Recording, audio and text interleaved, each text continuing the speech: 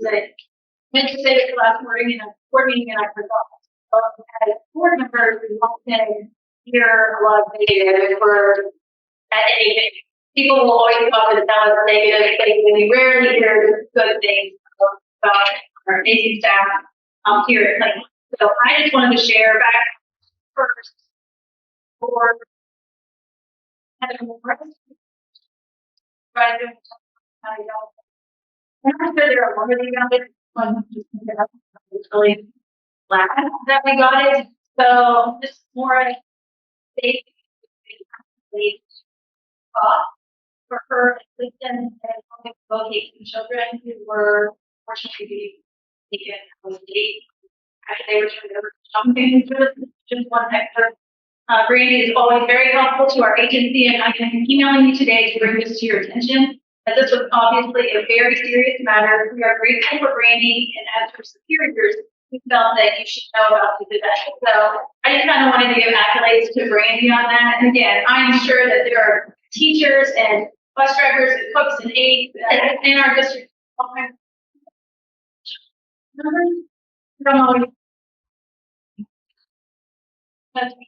Typically got her with her help, but the job is sort of rectifying that situation.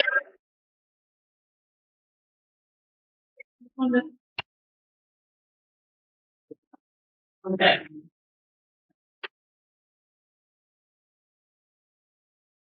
She's shivering because she just came in from school. Okay, so Alexis. So we really want to honor Alexis. This is Alexis Page Jones, and she gave us a run for our money when she was a freshman in our school. And she has grown up so much, and we could not be prouder of her. She, in the spring, got the news that she wasn't graduating, and I think I can say we were devastated by that.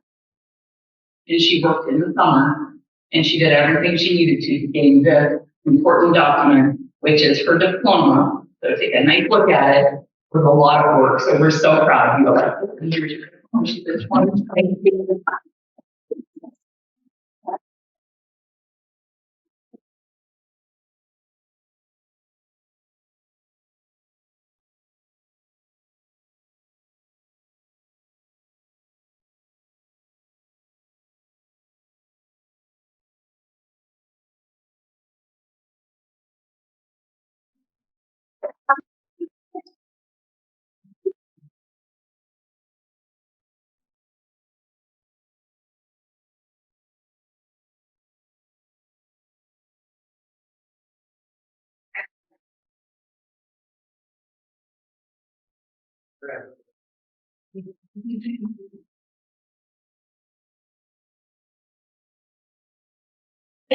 It didn't really matter if you want to turn them on.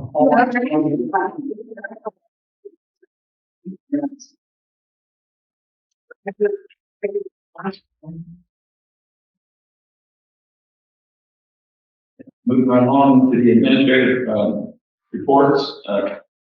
Appreciate the principal sent out your report to us at that time, give us a chance to read through it. If there's anyone that would like to continue with the lengthy update. Good. Board members, any questions? Aaron, that's her. Oh, yeah, Jody, I'll follow under the report card. Yes. The first grade. Now, I was reading your report. It's on a grade scale of 0 to 4. 0 to 4. Now, we're not doing the letter grade. Why? Just so I have a better understanding. Why? Because it's best practice, something that most districts across the county and state, they switched to like 10 years ago. Okay. And as I think I've talked to you guys a lot, we were trying to kind of about some things that we were behind on. It's standards based. So at what standard we want kids to be able to do at the end of the year. And where is the student at achieving that standard? And it's like easier for parents to understand than an arbitrary A, B, C. What do those mean? You don't know. So if you get a rubric that tells you what a 1 looks like, what a 2 looks like, what a 3 looks like, you can pinpoint what your student needs help with, what your child needs help with at home. So it just is a clearer expectation of what kids need to know. Will we be moving on through all the grade levels like that, or? Second grade's working on a standards-based report card this year, so they're better prepared to move into that next year. Mr. Regina had a discussion the other day. In my mind, I was thinking A2. I think he mentioned 3 to 5, possibly even going standards-based. So we'll be looking at that in the future, doing some research about it. Now, is the teachers able to grade from your 0 through 4? Do they understand how they want to get, like? We're learning. That is what kindergarten has always done. In their report card says the student can count to 20. And so they pull kids back and count to 20. Students can identify shapes. They have the shapes in front of them, and the child either knows them or they don't. If they know one of them, then they might get a 1. If they know half of them, I don't know what your numbers are, they get a 2. And if they know them all, they get a 3. So the first grade parents, I don't think, unless they've got older children, they're not going to have as hard of a time understanding the concept because kindergarten has already done that. Mr. Page and I have a meeting scheduled with parents on the 27th next week to kind of explain that to parents that maybe have some older kids who are used to letter grade, so they have a better understanding of that. The reason we're moving to second grade next year is because parents have seen in the kindergarten in first, then second. Then I don't know if we move on to third, then we'll be working on safety. I just noticed from when I was in school, my report, the test is then now to Caroline and Cole's, looking at them, it had the check marks. And then now that I've all now it's 0 through 4 rather than A, B, C, F. Yes. And how Or not be Caroline and be 4. she'll still have grades, and Cole will have Third, almost Cole. he's in 3rd. Yeah, Cole's in 3rd, Caroline. Also, neither one of them will be impacted by this at this point. What does that process look like? I'm assuming we started it last year. Did we have? I wasn't involved necessarily in the process last year. I'm heavily involved in it now. The principal last year worked with, they sat down and looked at the standards and identified what were the priority standards that they wanted on their grade card and developed that. And then principal's not here this year, so kind of had to take over where she left off. There's a lot of work involved in that. Teachers have to understand what the rubric looks like. We have to create a rubric if one doesn't exist of what a 1, what a 2, what a 3, what a 4 would be. And then identify or develop assessments that match that specific standard. So we have been spending a lot of time in first grade on Monday. We've got subs coming in, and so we work with ELA half a day and math half a day, and we've been building assessments. We go. So we're implementing that this year with the assessment already in once place. that report card was sent to Omarisa to develop, we couldn't change it this year. It was in their hands, had to be implemented. So we're making the best of that. We're we're building the plan as we're flying it. That's why second grade is not going to have that issue. We are this year going to go through the whole process. They will have probably Thursday, we will have our standards identified and the report card outline structure will be done probably Thursday at the end of the day. And then we will look at developing our rubrics and starting our standards. we've got several PDAs available for our second grade. They've already attended the writing revolution in the summer. We've got all of that time that they can work on that, as well as 2 half-day PDAs that they are gonna have time to work on creation. So we submitted something to Homer Reese without having a complete plan in place? Is that what I'm That's hearing? what happened. I mean, I don't know what the plan was. But I'm trying to that's understand how fine. to get that far without, I'm not thinking of Jody, I think you have amazing job to do that. But I'm trying to figure out how it gets that far without the freaking, I guess. Where I have struggled. I don't know that answer at this point. I think there were some connections because of the previous principal's prior employment that she had connections with Marisa.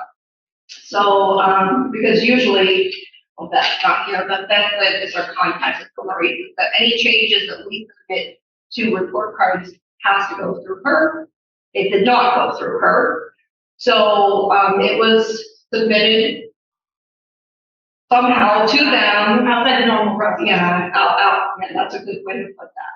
I think we've had some conversations about, I think let's look at it, let's tweak it and implement it when we feel more comfortable.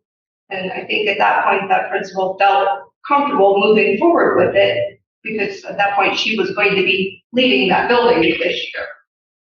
So.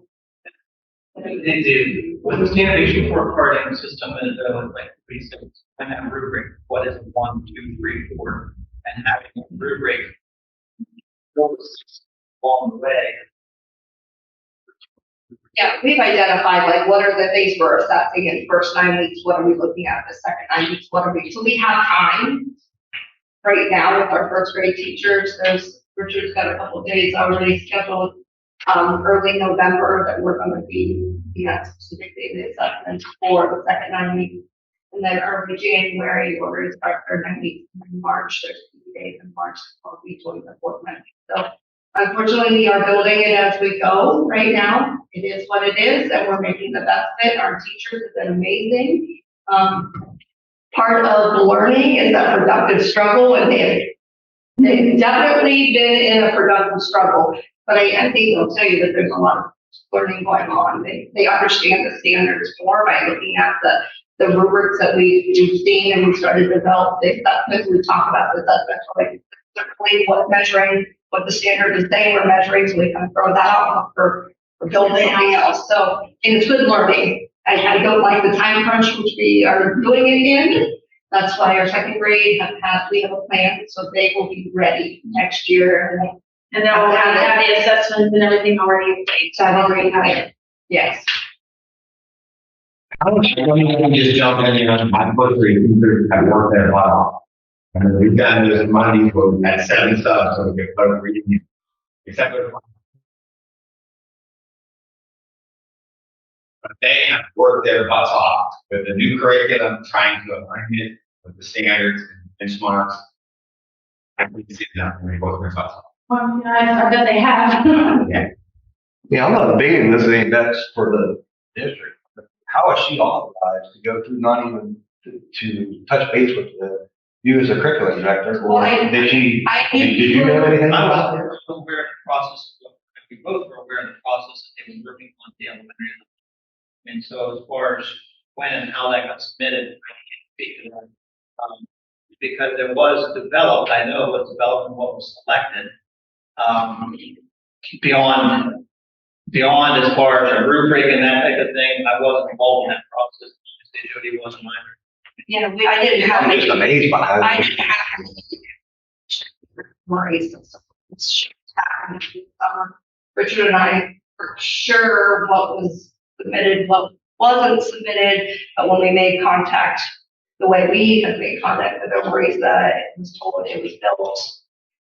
Whatever we had in the past was gone. That's still Marisa dumps whatever we had before, and they create the new. So his teachers have sucked it up, and they're doing an amazing job and learning a lot. Yes. But sometimes that is the value. The pressure they're under, they're handling it well.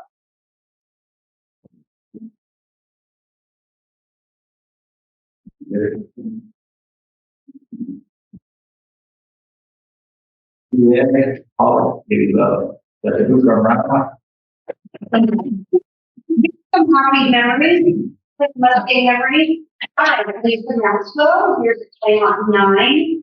And she just said, there's too many good ones to just be part of CMS staff. They are amazing. Got a lot from the middle school, I have to like, doing some over there, Mr. Larkin.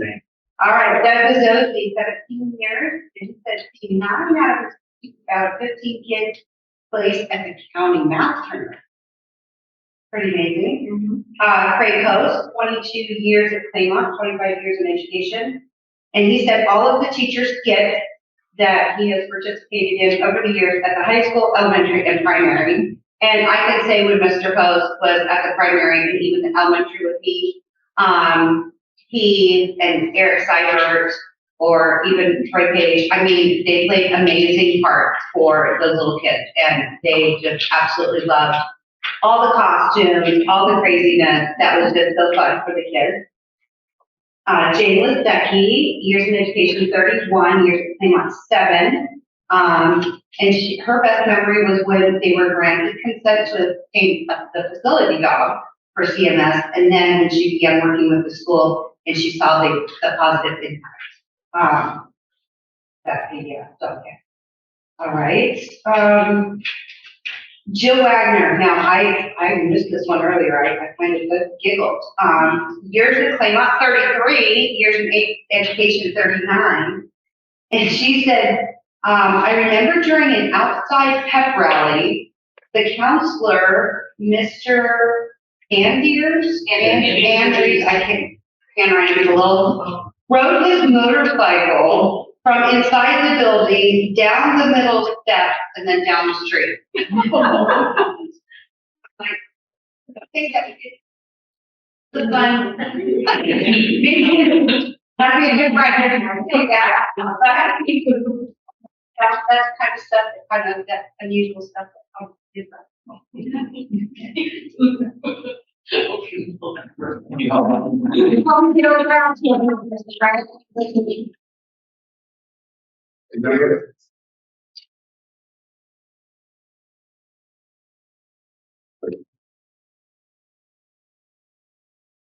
Review the budget. That notes, you want to go through? I just have to know, I'll let you, talk, the Pepsi concept. The plan, what we've got, such as, We can, yeah. We talked about Novellis. I think I presented before. Novellis, anything now, and they have, like, Novellis on one side and the logo Claymont on the other. By doing that, well, like outbreak sessions, and also moving our vending machines to a recycling program. And they would take those and they would work with Kimball, that being an aluminum company, they would be being invested into that. Our Pepsi contract, right now we're still within the contract, and Justin, our AD, is going to be working through that process. But our number, and you might have it written down as far as when we entered into that, but we're not selling enough soda pop to meet our contract at this point. So we're trying to get through accomplish that here within the near future. Also, there's a change in the handbook, Justin was going to make for the individual banquets. Yeah, we're instead of having one large banquet, we'll just have individual banquets. We started that with COVID and the individual banquets. We all agreed to do a 2-hour, 4-hour banquet. It was in one sport, so.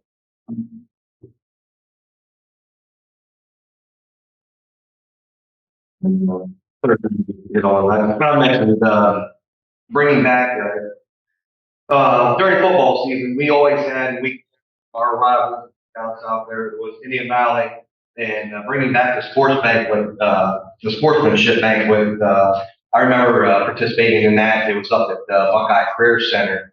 Indian Valley, Claymont would both report up there. The head coaches would talk, would introduce the team, and then also a meal was provided, and a guest speaker would come in and talk about sportsmanship for our Week 10 final rivalry game with Indian Valley.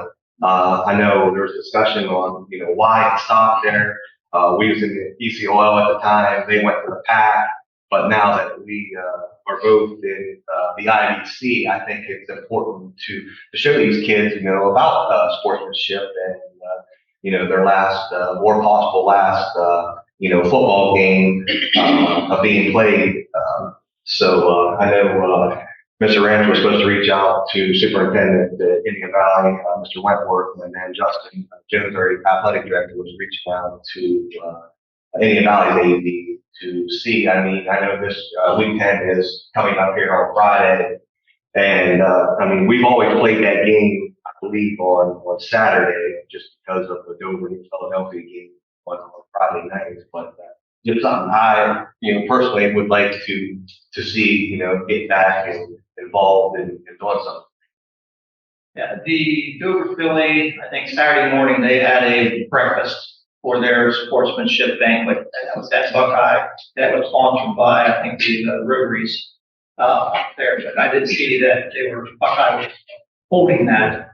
But they switched from a meal to a morning breakfast. So we typically play sometimes on Saturdays, Thursdays, to try to steer away. But initially, whenever the rivalry started, X amount of years ago, it was on a Saturday night to try to stay away from the Philly game, and then went to Thursdays, Fridays, and so right now we didn't have a sportsmanship banquet for this year. We'll talk to our rivals to see if they're interested in doing something similar to what Dover Philly has done. Then coach-wise, I see we have some coaches on the agenda tonight. I wasn't sure if Justin Still was looking for middle school. Great girls basketball coach. So if anybody here wants to coach basketball for 7th grade girls, talk to me after the meeting. I just like to add, we live in such a small town, so if everybody gets clean, I think it just adds to the nice facility that we have over there. That is 11th Street. It has recently been paid, so I think that really adds to our nice facility over there. So we're moving in the right direction. It'll be awesome. Yeah.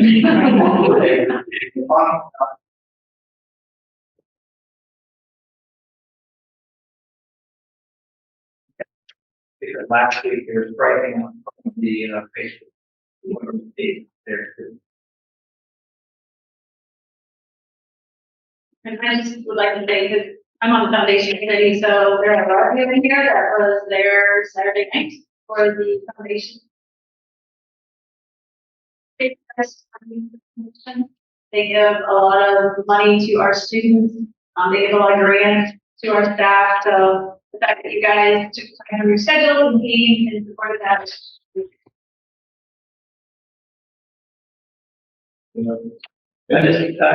I laid on your table prior to, I just had an email from Kenny Reynolds. Just wanted to support the power. So, and also I laid on your table more this afternoon.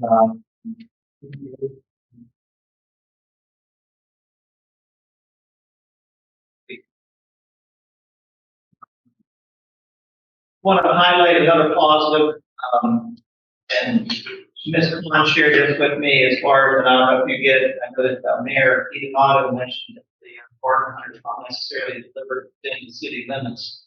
And if you live outside the city limits, you get a different version of the garden hunter. But they did a nice story for us regarding 922 Day.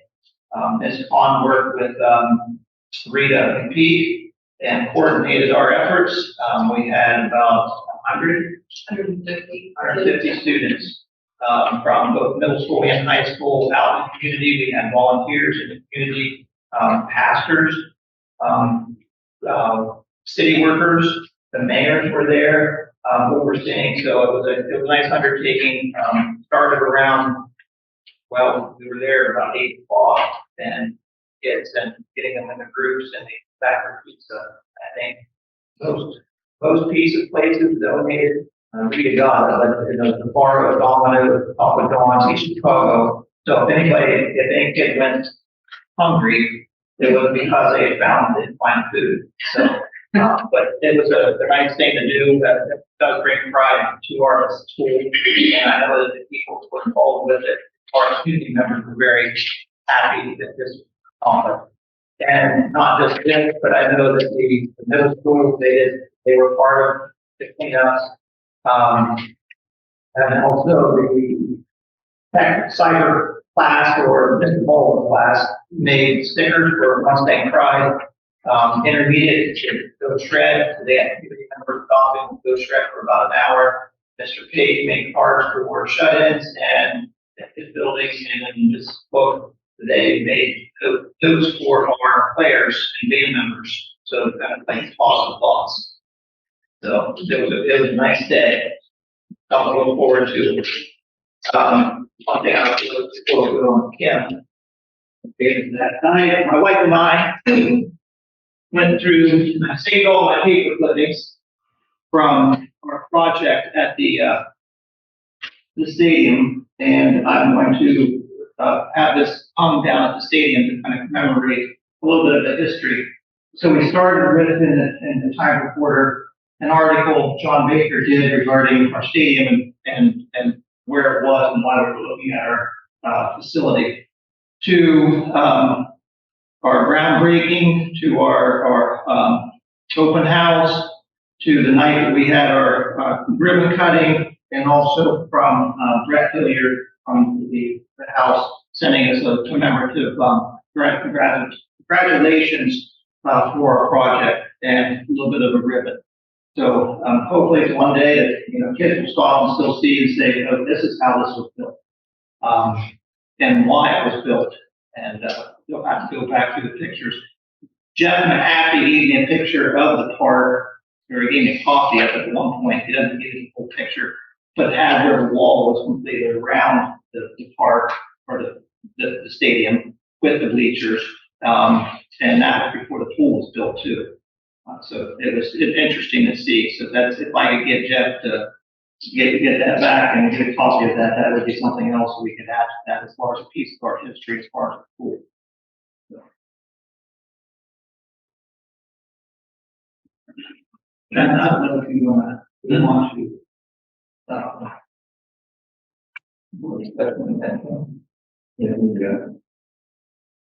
Yeah, any correction? I just have on your question reimbursements on your, so,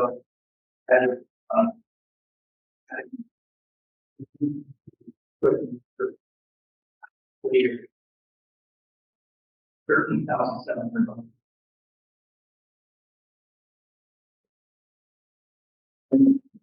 Under board discussion, we've got there, Campbell, like to enlighten us. Sure. So, from my understanding, I'm just here to mostly answer questions and offer a perspective. I see that you're considering passing this, which your district has already done in the past. The legislation you got forward tonight is mostly to come in compliance with top coordinating, allowing specific teachers to be armed. So first, everybody should know that there's no push by me to try to get any district to go armed. I've attended a bunch of school board meetings, both publicly and in executive session, and I try to just be very honest. And the first thing I want to say is schools are still the absolute safest place in America. Kids. The statistics show it, but not just from shootings and things, but from the sexual abuse, child abuse, we always feel relieved when kids come back into school, but also kind of dread it because we know the next 90 days we're gonna have a bunch of abuse reported. Because teachers are looking after their kids, they're looking for abuse signs and visual signs and talking to kids. And we think that teachers take care of their kids second only to parents. But there's a fact that we've come to. I've testified before the legislature a few times on this. There's just not much help that can stop us from shooting. We know how to secure buildings. It's not rocket science. We've done it to airports. It's layers of security. It's rows of metal detectors. That's really the only way to secure it. I mean, take this room, for example. It's a small room. Maybe all felt safe because I was sitting here. But it would have been very easy for any of these people to shoot me first and then continue shooting you. It's the same thing in a school. I'm very pro school resource officer. So if you think that arming teachers is opposing a school resource officer, that's not accurate at all. What I will tell you is I have a school resource officer, so there's Dover, so there's Philly, but those schools also aren't secured, meaning that the students come in unvetted, they know who's carrying a gun, and it's already happened in the world. It would be very easy to make the school resource officer the first victim, and now there's nobody there. So when we talk about the actual facts involved in school shootings, there's very little that can happen to stop one from starting, and then there's some things that can happen to help eliminate a majority of the deaths. You know, being able to very securely lock the doors of the classroom is helpful. We've studied incidents, you know, like Columbine and Virginia Tech, that show a real difference between classrooms that can very securely lock themselves down versus classrooms who do nothing but, you know, huddle in the corners. When it comes to arming staff, school shootings are a lot different than most people think they are. We have done drills both in schools and at the county courthouse. Most people think if a gun goes off in a school, they're going to recognize it immediately.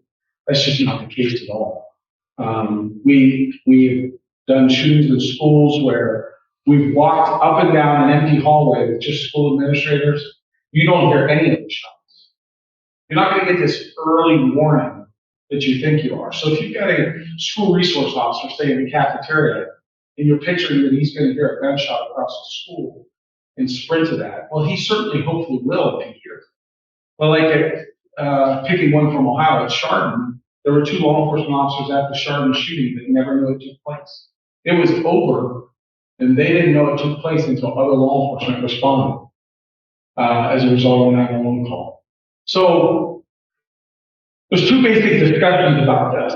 And one of them is philosophical. You know, there's some people that believe that, you know, teachers just should not carry guns. And I will say to that I don't believe any teacher that doesn't want to carry a gun should ever carry a gun. We shouldn't force it upon them. It's not a duty that you can take lightly. Law enforcement only gets about, in the basic case category, we take 60 hours of firearms. All of our districts that carry firearms have surpassed that with their training. All of them. So, I mean, if you're thinking like, wow, they don't have the training of law enforcement, that's not really an accurate statement either, because we don't get a lot of firearms training in the academy. Most of our 700 and some hours is based on either interviewing, search and arrest, or search and seizure, you know, arrest and stuff like that. So when I try to break it down quickly, everything that we're doing at the office is designed to eliminate time. We've even changed our dispatch procedures this year. And that was after listening to a very specific presentation on the Sandy Hook shooting. And for school shootings, there's a different protocol for the national dispatch. For us, it's about getting someone there as quickly as possible. And I don't want to sound morbid, but time equals body count. I mean, the more seconds and minutes that go on, the more that's going to happen. Now, I've heard all the concerns about, you know, what if a teacher misses and hits a student? Well, Law enforcement's gonna do that as well, they really are. The contrast is, if nobody's there, then the shooter's gonna go unopposed for minutes, dozens of minutes, that kind of thing. So what I will tell you is this. Whether a district chooses to have armed teachers or not, I think the evidence is clear that when you have somebody on the premises that the community is not aware of, meaning the community doesn't know who's carrying it. You have several people in the building, those students or any shooter that infiltrates the building would not know who to go after. Giving that teacher or superintendent or principal the element of surprise to go ahead and end it. There's no reaction. If you think about a shooting in this room, if I came in and I just started shooting, no one's going to go down because you're all going to try to take cover. I mean, that's the realism. So there's time limit. Think about if Dennis had an offer 2 blocks away, but nobody called. He would never get there. The shooting would be all over. However, if a teacher was 2 classrooms up and heard it, didn't have to make a phone call, didn't have to try to explain to a dispatcher what's going on, who then had to dispatch the police there, who had to figure out where it was at in the building, you're eliminating a lot. So while it's one of those things that pretty horrible to think about, it's really something that probably provides the best opportunity to stop someone from killing. So in that research and all the things that I do, I read the school shootings both locally, in Ohio, nationally, and in the world. It seems like there's only a few things that are actually making a difference. I will not say that if Claymont has a school shooting, that this is going to guarantee it to work, but I'm just going to tell you, you're going to have a better chance of having someone there. My office does work with the 5 districts that have chosen to arm, employees, and we find them to be very competent. If they aren't, and there's only really been a couple, not with this district, but if there aren't, we don't let them carry. That's one thing we've asked all the districts to say that if our office is training them, then we should get the final say on, hey, they're not okay.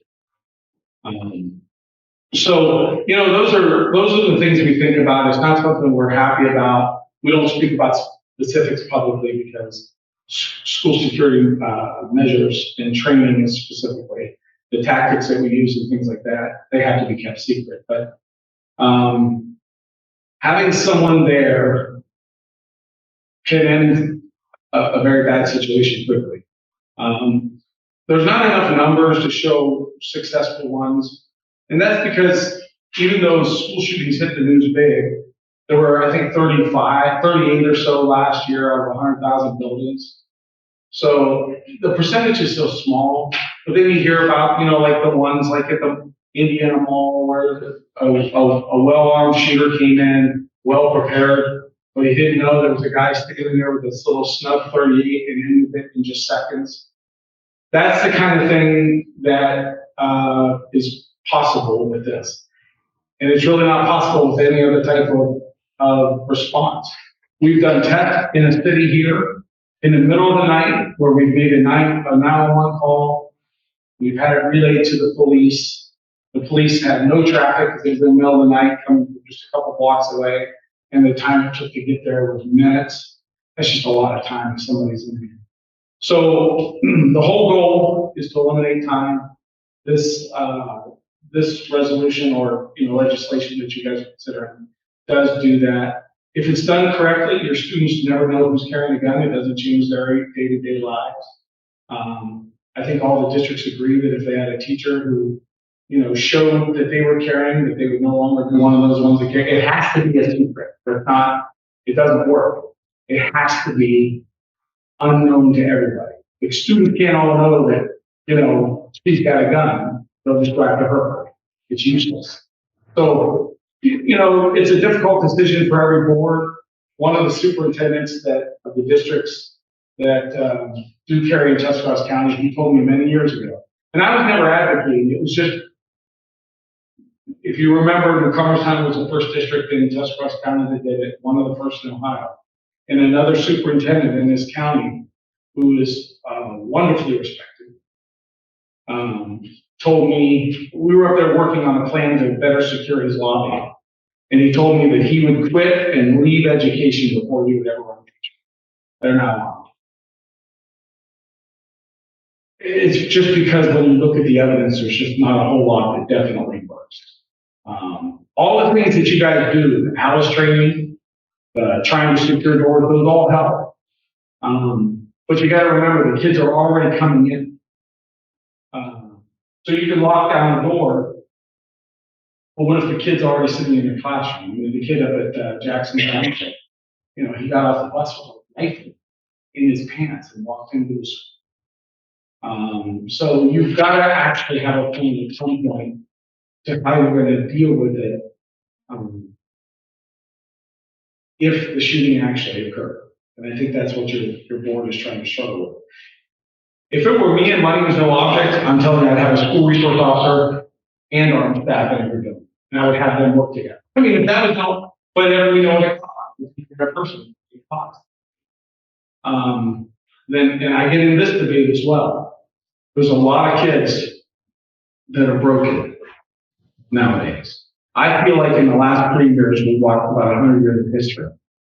I've been with the sheriff's office 29 years, and we've had 4 shootings in the last 18 months, and I think 1 other in the previous 28 years. Things are changing a little bit, and we just want to make sure that we prepare for that, and hope that it never happens. The kids are coming to school broken, so if I was a district and I had to figure out whether I was going to spend that extra money on a school resource officer or a school counselor, it'd be really tough for me. I'd probably be working on a counselor because there's just so many issues.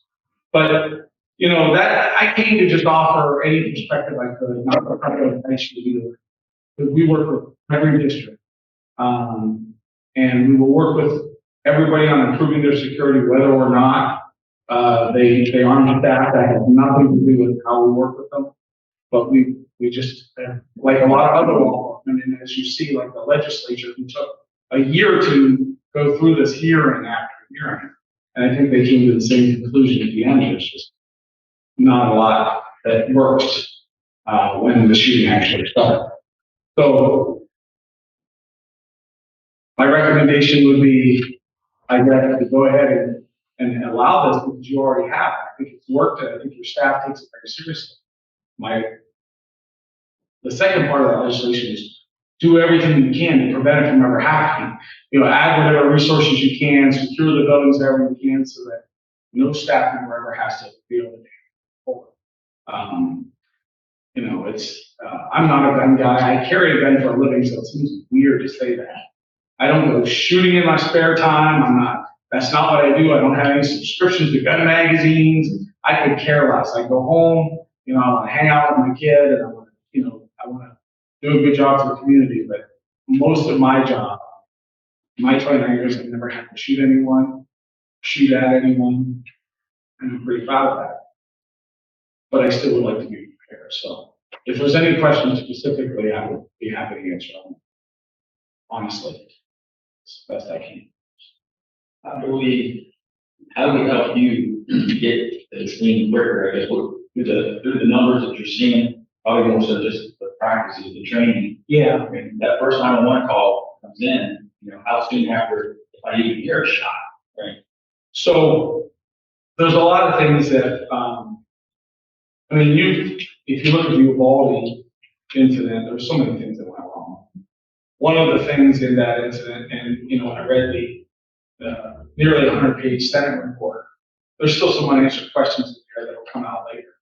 Some of those things aren't really a problem in this county. Like, for example, in Uvalde, they were saying that people on the outside were listening to a different radio channel than the inside, and they were getting different information about what was taking place in the classroom. I can't say that's true. I can tell you that in our town, that wouldn't be a problem. We're all on a unified radio system, and that would not be an issue. I'm confident that our dispatchers would make sure everybody, no matter which channel we're on, had all the information. We can take multiple channels, and it's a touch screen. They just tap them, and they're all linked. So there would be no chance of somebody not getting. With us in dispatch, I'd say we changed our protocol there.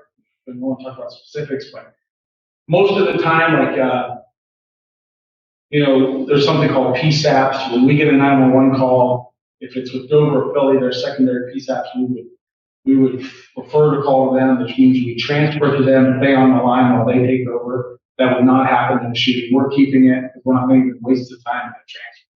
Plus, I have, 4 or 5 dispatchers in a room, which is their one, to take all the calls and keep it going.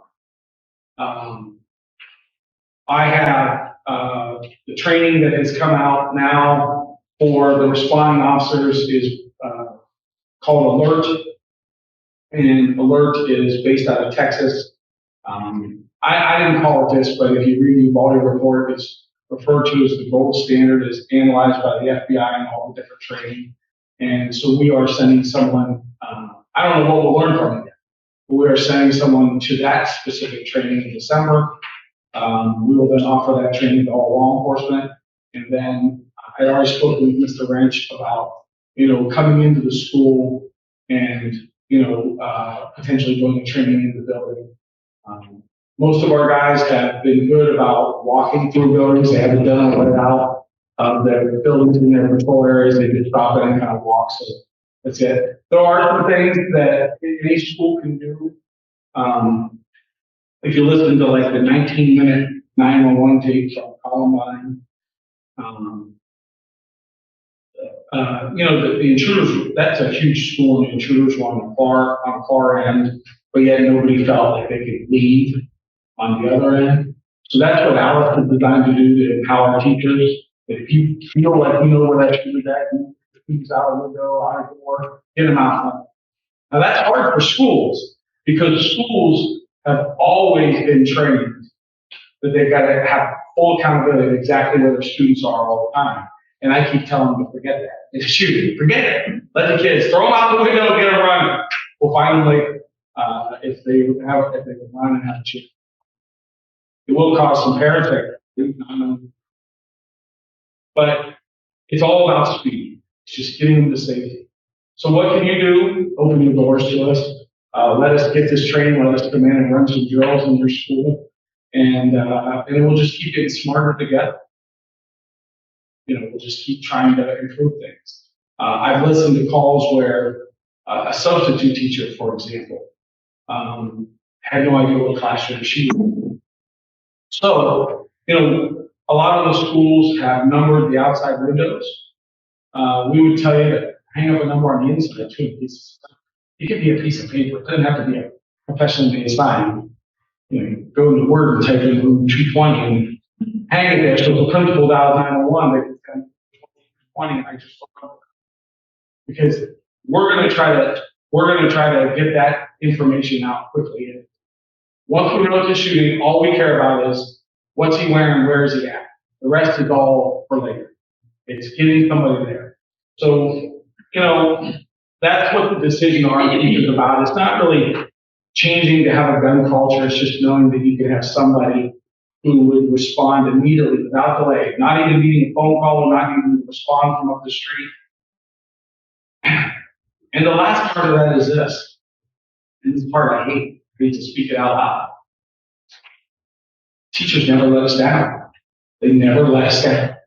They love the kids. At Chardon, who ended it, an unarmed teacher chasing an armed gunman down the hallway. They will absolutely defend their kids.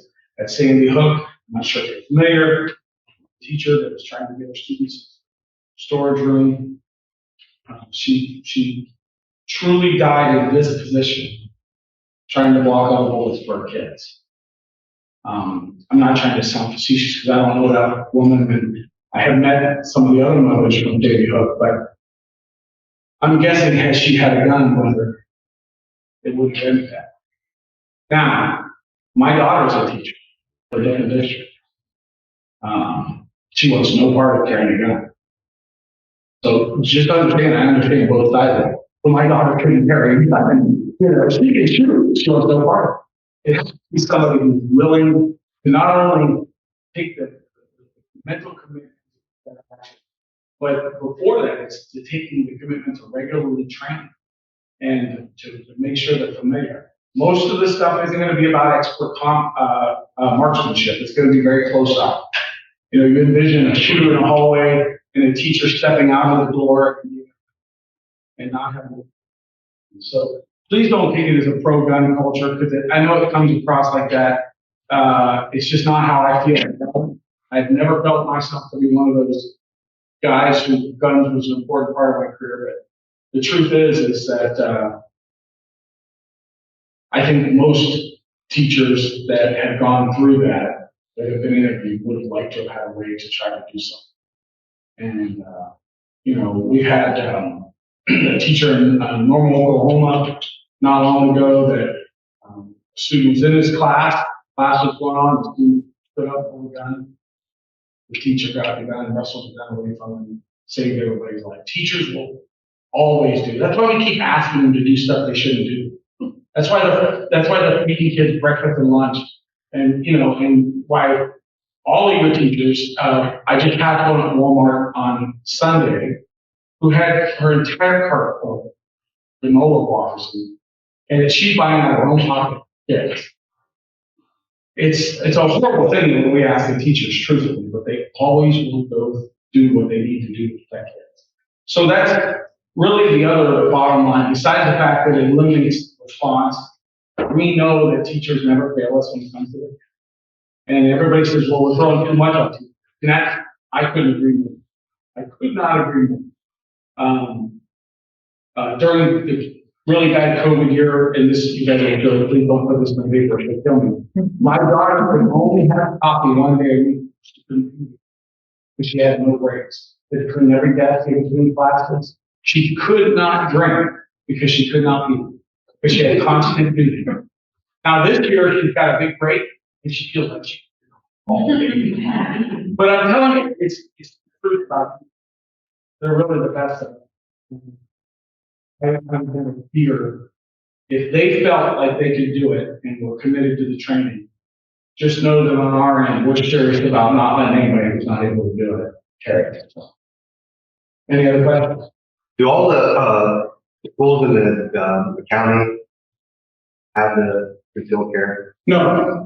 So right now, nobody's allowed to carry because of the law. So what happened was the Attorney General had issued an opinion that no new legislation is needed for schools to carry. So a bunch of schools passed their own legislation allowing it. 5 counties in Dutch County carry. Okay, out of the 10. 5 of the 10. Then the Supreme Court said no. The Attorney General was reading that law wrong. We don't agree with him. He needed a piece of legislation. They didn't say he couldn't carry it. They just said Ohio's current law, the way it's written, doesn't allow it. So then the legislator, instead of just fixing it, they took about a year to have hearings on evidence on it. They heard from pros and cons, and they heard from mothers groups and experts who said it did work, it didn't work, and at the end, they passed House Bill 90. Right now, the law allows the carrying, except the Department of Public Safety has put in that legislation, they put in a bunch of new regulations. The curriculum had to be reviewed and approved by experts at the Department of Public Safety at a new Department of the Public Safety that they created. And the delay is that they're still creating. They're still writing the lesson plans and they're still hiring them. I was on a meeting this afternoon at 2:30, and that's what the delay is. So when you pass this legislation, truthfully, nothing's going to happen right away because we're waiting in the venom. This just allows you to be ready when it happens in the family. And it will happen. They took the former director of the Ohio Police Officer Training Council, moved her over to this division, put her in charge of this, and said hire trainers and write lesson plans that are going to stand up and be well based off fact. And that's what she did. So prior to this, 5 out of the 10 districts in the county carried, is that what you're saying? Yes. And in those 10 districts, was the resource officer in any of those 5? No. But we've only got a couple of resource officers down. Okay. So, yeah. So there's like a whole in Yeah. county. Yeah. ideally here at Claymont, we're kind of spread out. I myself, we had conversations where, is it ideally to have a resource law? I understand one's better than none.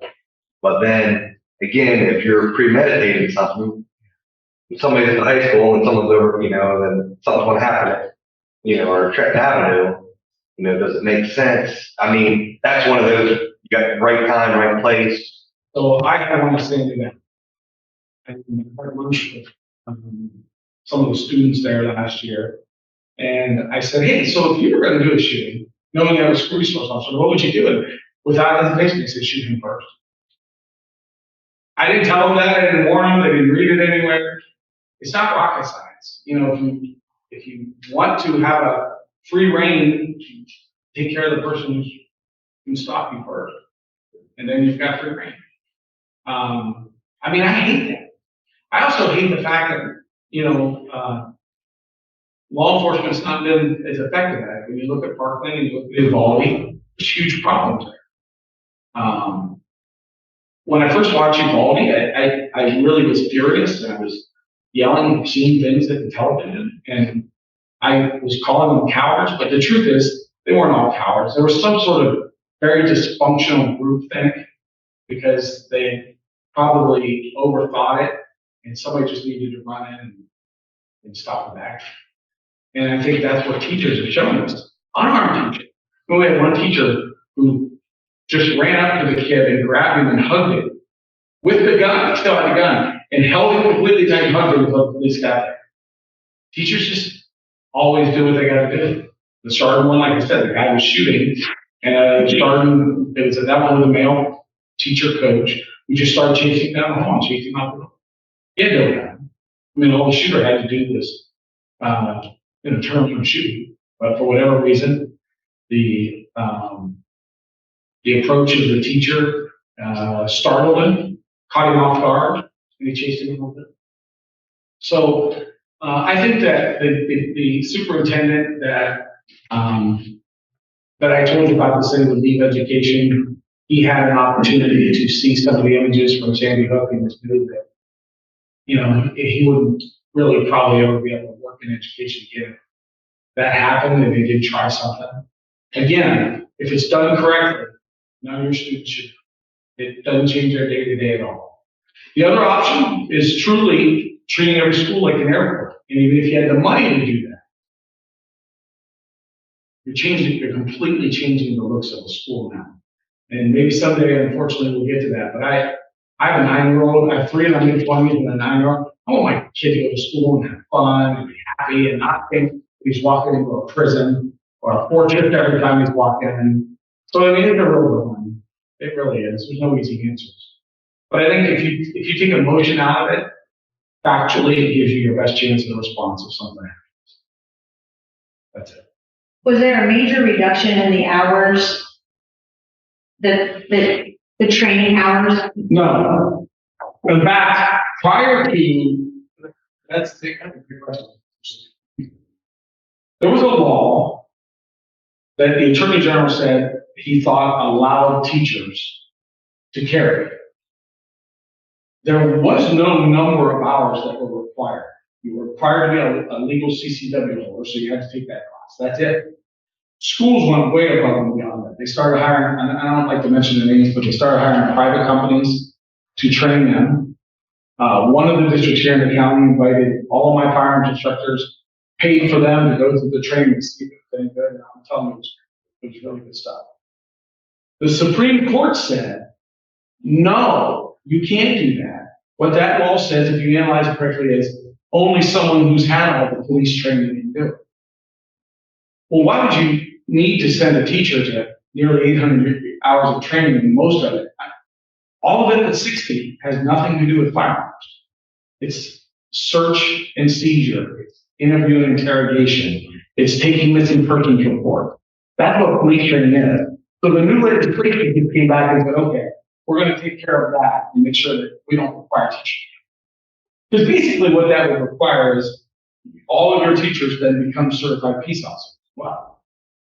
Which is really cool. I would be great at that. But the truth is, most of that training is never because it has nothing to do with security or defense. So if you read certain articles, it looked like they were reducing. It really had to do with the Attorney General versus the Supreme Court. The Supreme Court always wins on how they analyze that bill. And the Supreme Court just said, we think that bill, the current legislation says they got to have all 700 some hours. So if you read the Supreme Court's decision, they actually told Ohio legislators that they had their warning that 20 other states had the same problem and went and wrote new laws, and Ohio did. So what they did is say, we're going to stop you until you write a new law. That's what happened. So that's what they took a year to do. So there was never any required training. You're just did it before. The only thing that was required was that they were lawful CCW. No minimum hours. Now there isn't. That's what the Department of Public Safety is regulating. They're regulating exactly what's in that training. It's going to have a bunch of points that have to be covered. They're hiring 16 trainers and a bunch of other people. They're called liaisons to work with every district to make sure that they're meeting it all. And then local law enforcement will still be. I'll be completely honest. If the state hired enough trainers, if they took over all the training, I would be just fine with that. I just feel like when a district asks for help, it's my job to help them, no matter which way they want to go. So we try to provide them the best training. When we started training schools, I actually sent my firearms instructor to more schools. Schools that were designed to, I've got, one guy who went to a school specifically for designing, real scenario-based stuff. We take all those scenarios and we put them into a lesson plan and we send them to the AG and they're approved. Tuscarawas County was I think the only, but I know it was the first, to send them for teachers, and the Attorney General thought the planes were so good that he offered to pay for our training, pay for the ammunition and stuff that was used. So it's not something that's taken lightly. Don't picture a bunch of guys laughing it up, joking around, shooting paper. These are guys who are setting up scenarios that involve students in a school setting and how it escalates, and then we look at the decision making teachers make. Honestly, if you've got two kids fighting and rolling around, the gun never comes out. It doesn't come out until it's a deadly weapon. That's it. And that's how every teacher's trained. Nothing changes from what you always remember, except for when the deadly weapon's being used, then the teachers have an option. The number of teachers, that's all by the school district. Some of the things they take into consideration are, do they have a full-time police department? How close are they? How big are they? How big would their response be?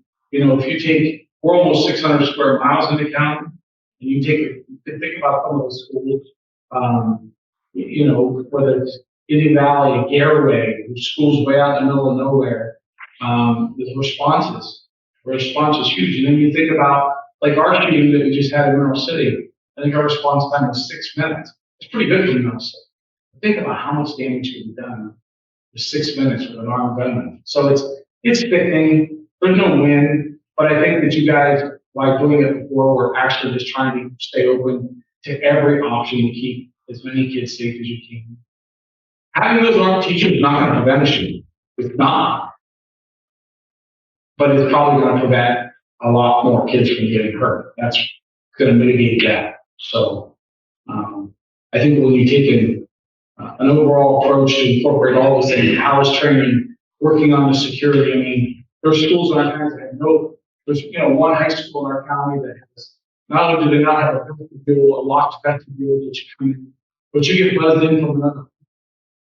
I mean, they're literally just looking at somebody on the camera, buzzing them in, and they're on a completely different floor. That person's got the whole room, the school. I mean, these schools were built, most of them, yours is not that way, but they were built so long ago that these things weren't even considered.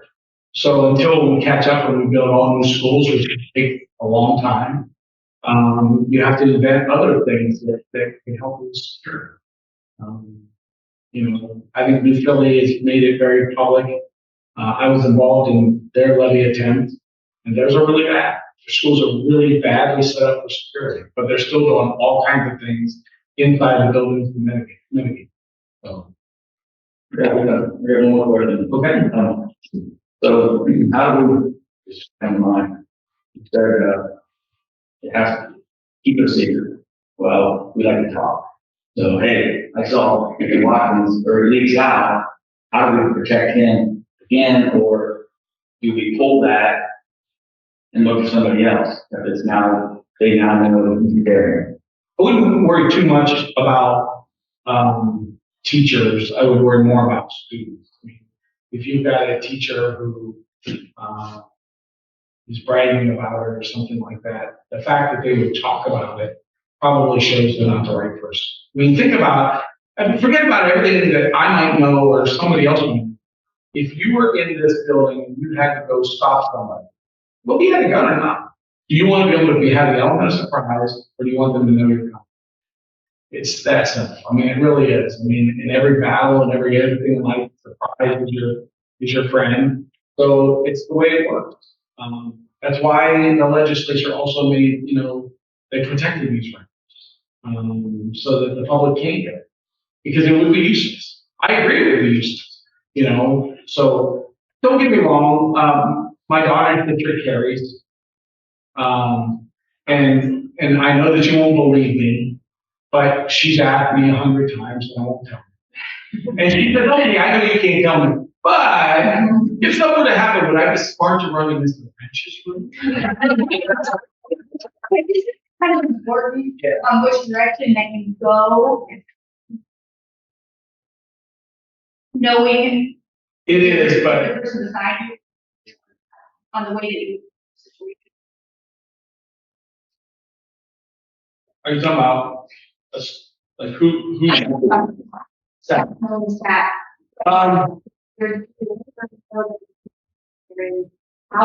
You might change how you handle the situation next door.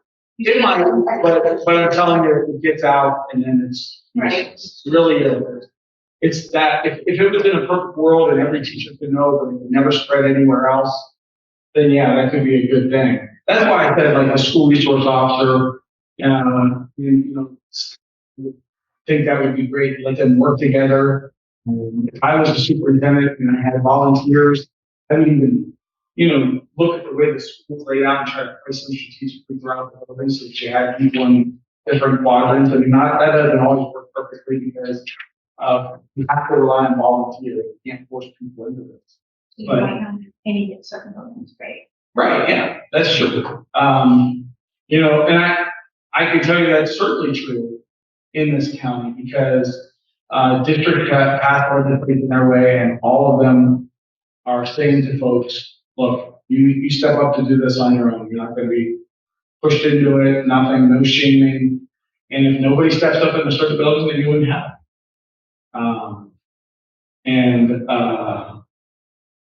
That's just the way it's got to be because I don't think it's something you can push people into it.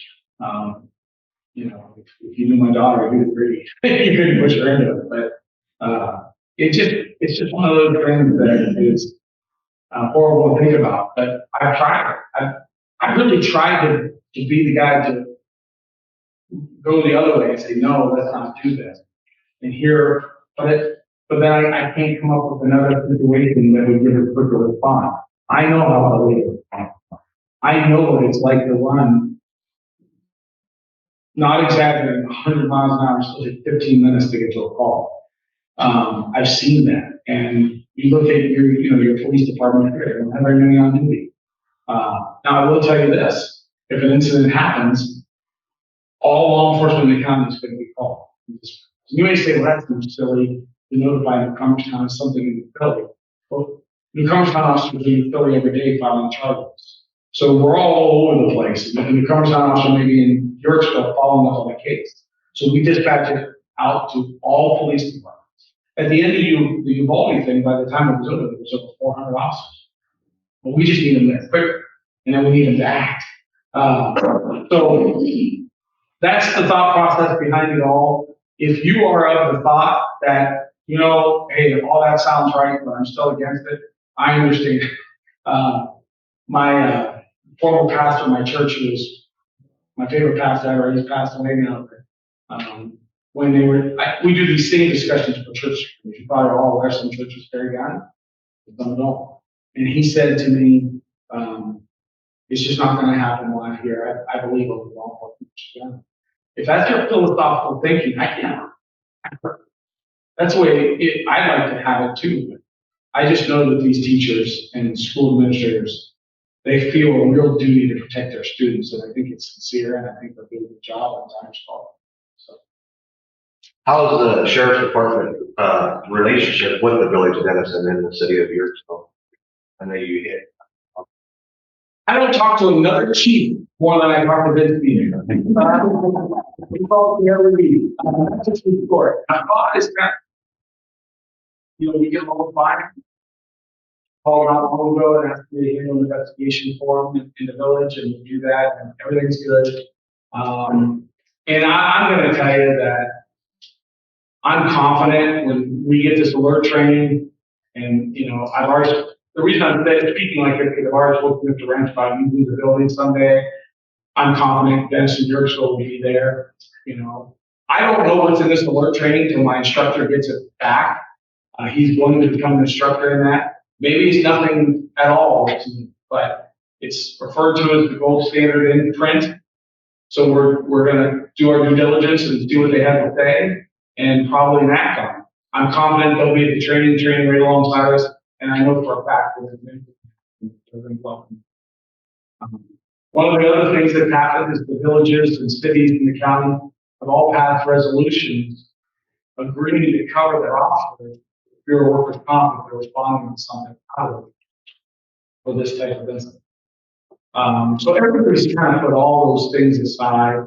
If you look at countywide how many officers are on duty, there's nowhere close to 400 like they had in. But the people that are here are going to come, and I think they're going to act, and I think the teachers will too.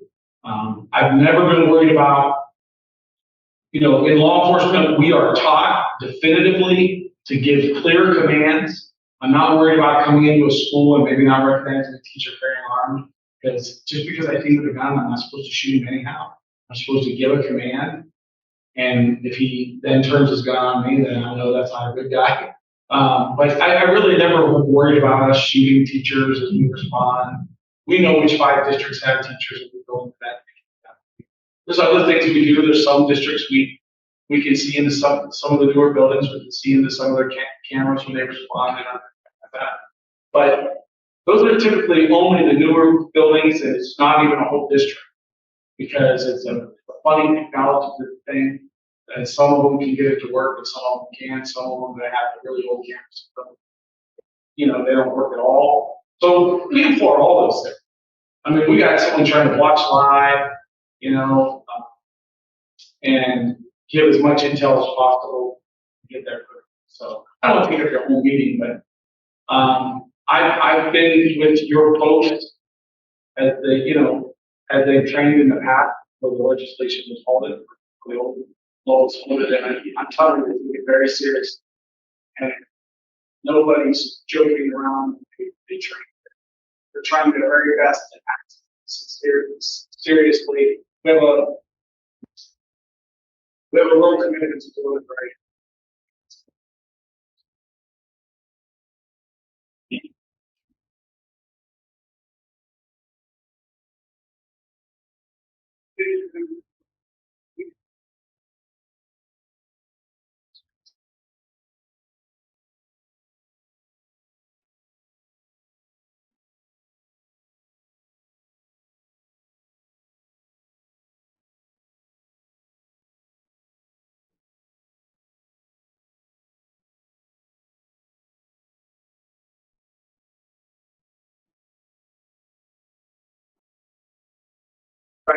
Yeah, I'm not even 2:30 today.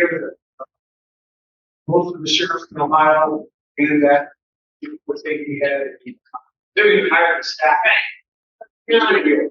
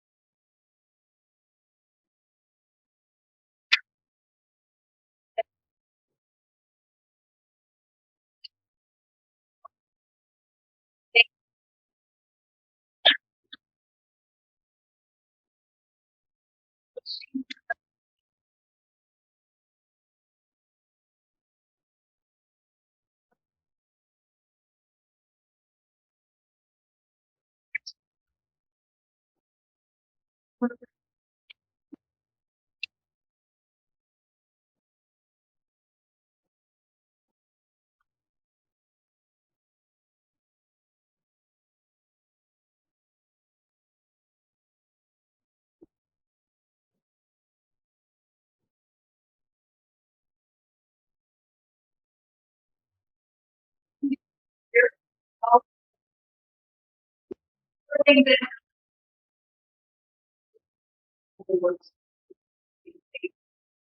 years.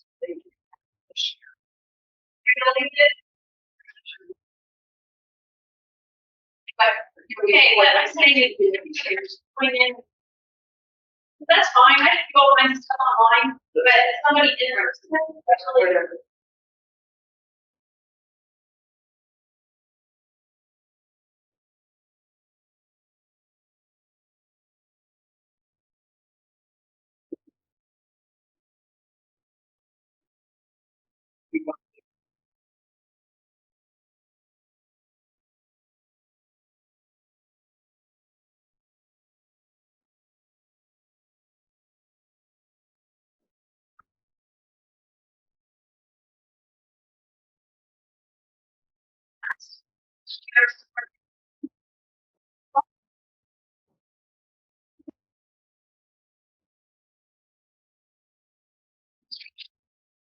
Not just something that we have to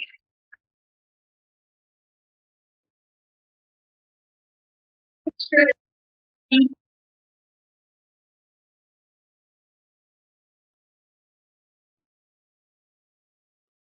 they're referred to it as well. There are other entities. For one, keyword.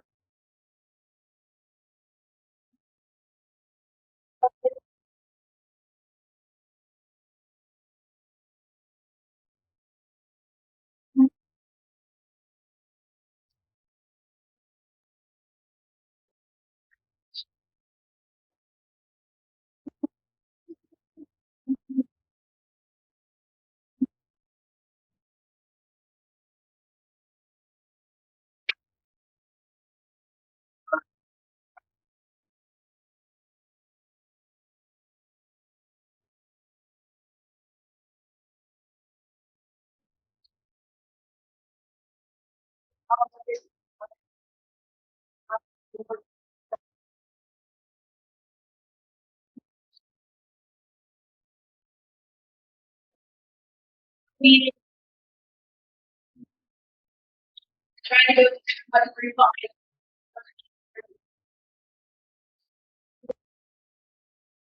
unclear things to me in regards to reach.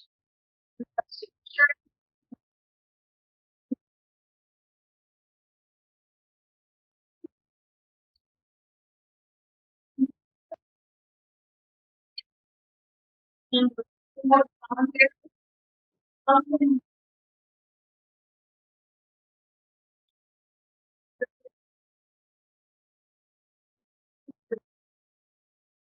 teachers liability on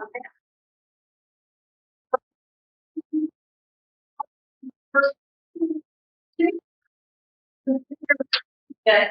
And he guys, the company I work for, I deal a lot with insurance and risk mitigation, and that's huge with me. Because I don't ever want the district to be in a position of putting us at risk, or students at risk, or teachers, or anybody, right? It's a teacher, it's an aide, it's a bus driver, it's anybody. Or for me, to understand what that looks like for everybody involved. And I have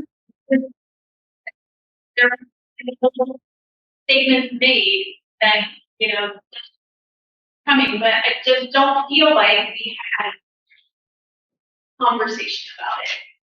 And so I feel like had we had a conversation about it first, that the talk through these things, I just, before it showed up on our agenda, I just feel like I would be better, so.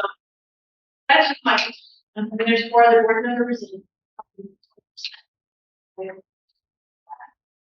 And in response to one of these questions, you said that, the concealed carry participant discharges a firearm, they would be placed on paid administrative leave with an investigation to follow by the police. The person would not be permitted to carry any longer, plus the police would more than likely press charges against the individual.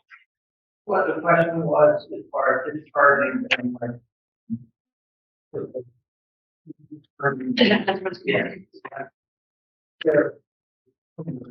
Never even happened, it started remains sealed. So, but that is a step that they would take if they are actually, I'll say willy-nilly and have it out and obviously they're not for. Right. Is this information in a policy that you've written or like the protocol? Person where We just have to see. part of safety place there. It's not into some of the changes that have been made to the procedure is that like the school safety, Ohio School Safety Center, you have to supply a list of people confidentially to that site. But you don't have a board policy regarding this. This falls under your safety committee. And the safety committee just consists of 2 board members and Board president and a member. board president and members. Do you think that there should be OC members, CEA members, Brandy involved in that safety committee rather than just me? I think he addressed it as far as more people that know about the confidentiality piece, the less. I don't think she's talking about. Yeah, I don't mean who's, I just mean like, I think the protocol. That's what I mean. I'm understanding where you're coming from as far as the features that we have.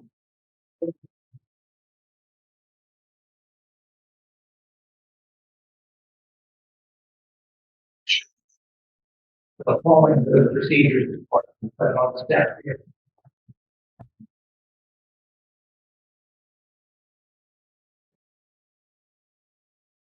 So, as far as having, I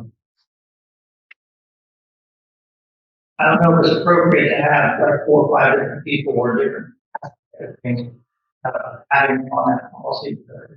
Part of the state. This is the confidentiality. I don't think she's talking about the policies, I think she's talking about the safety committee in general. Right. Not specific to them. Just everything in general. Yeah, in general.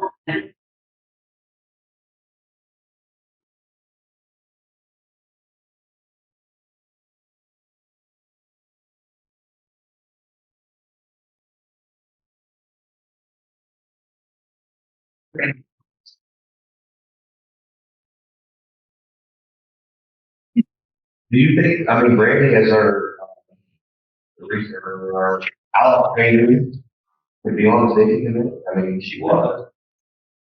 She was. Yeah, whoever the committee was meeting as part of the district committee, not the board appointed committee, but we had her and counselors and principals, so with the district committee. She was on it. I thought, I had a lot of questions, you know, and I'm not opposed to this either, as well as, you know, who's on your safety?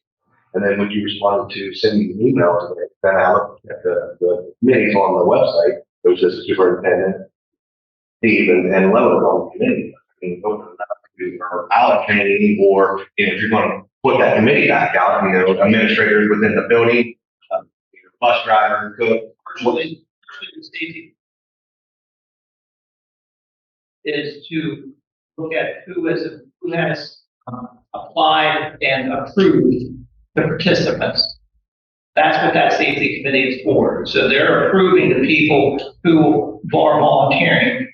And do they meet the qualifications? Do they have their background checks? Do they pass their drug tests? You know, though all those people, are they a good candidate to participate? That's where the sign-on piece comes from that committee. As far as the committee, as far as, what do our building entrances look like? What does, how frequently do we have Alice training? How often do we practice our lockdown procedures? Do we do like an Alice procedure where we have an intruder in the building and then we have people actually this, that's part of the safety committee as far as a building or district. We've had one building go through that whole process since, and we need to get every building up on, okay, intruder, where do we go? How do we reunify? So that's a goal we have set. But the safety committee, as far as the board, is to approve the people who have applied and do they meet the qualifications. For the board CC.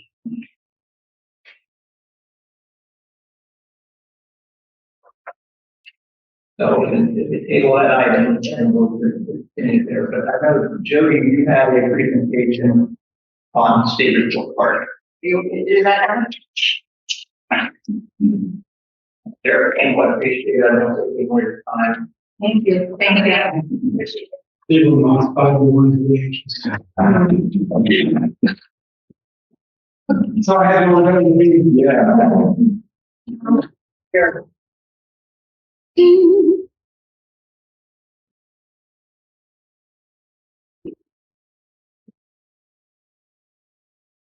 I asked Jody to, I highlighted in our board update as part of our, report card.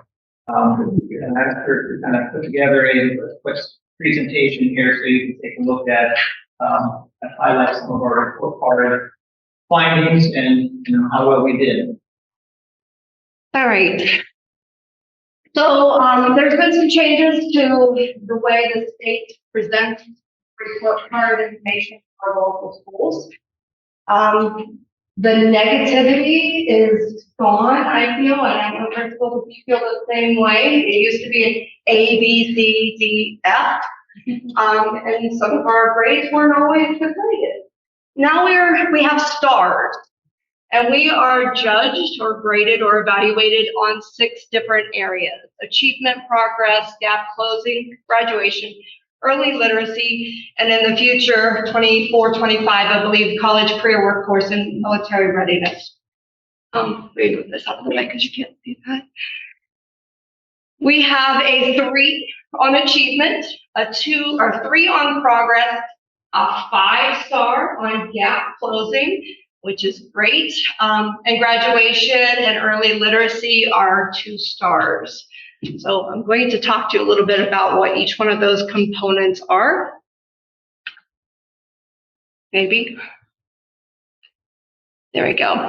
The achievement measure represents how the students are performing against the established method or threshold. Right now, the threshold for indicators met is 80%. We have not had any of our indicators meet 80% at this point. That is not calculated into our rating, though. They're looking at a combination of performance index and the performance indicators. The performance index is where we get our measure. Our performance index is 73.3.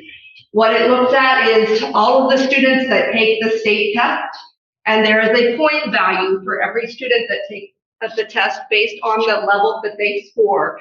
So we had 23% of our district get limited.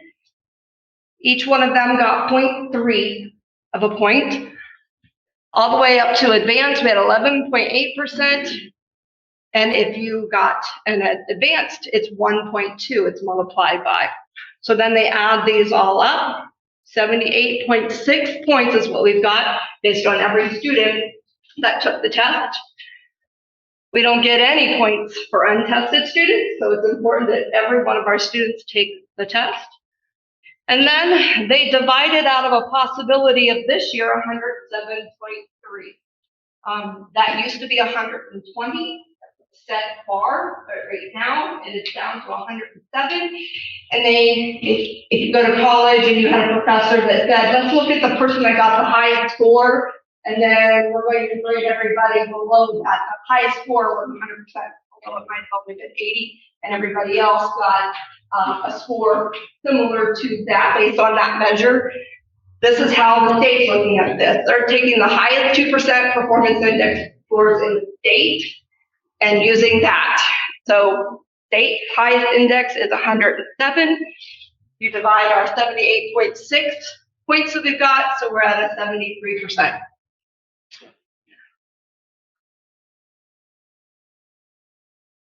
So looking at this rating scale and description, 70%, 73% is between 70 to 80, which means we have 3 stars. We meet the state standards in academic achievement.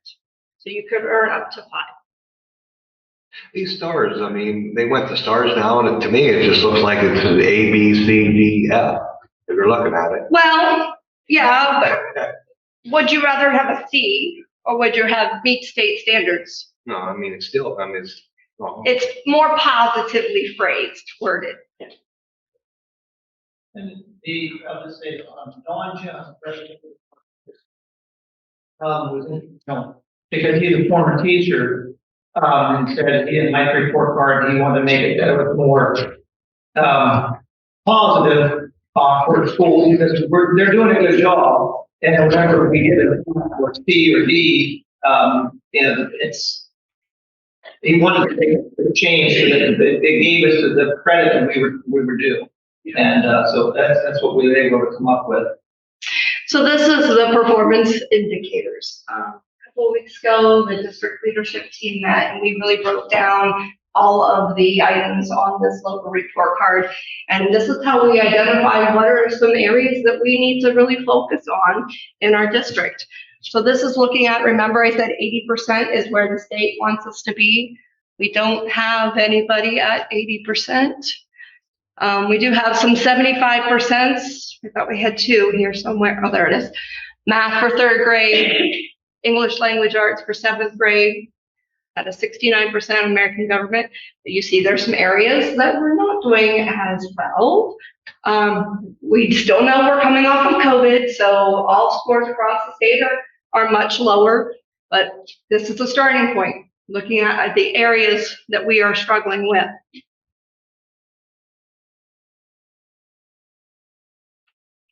On that same page, there's trend data. So looking over time, and I know you guys can't see them. These are by different grade levels. And looking over time from 2018 to 2022, you'll see gaps here because of COVID. This is 3rd grade. 3rd grade did take a fall test.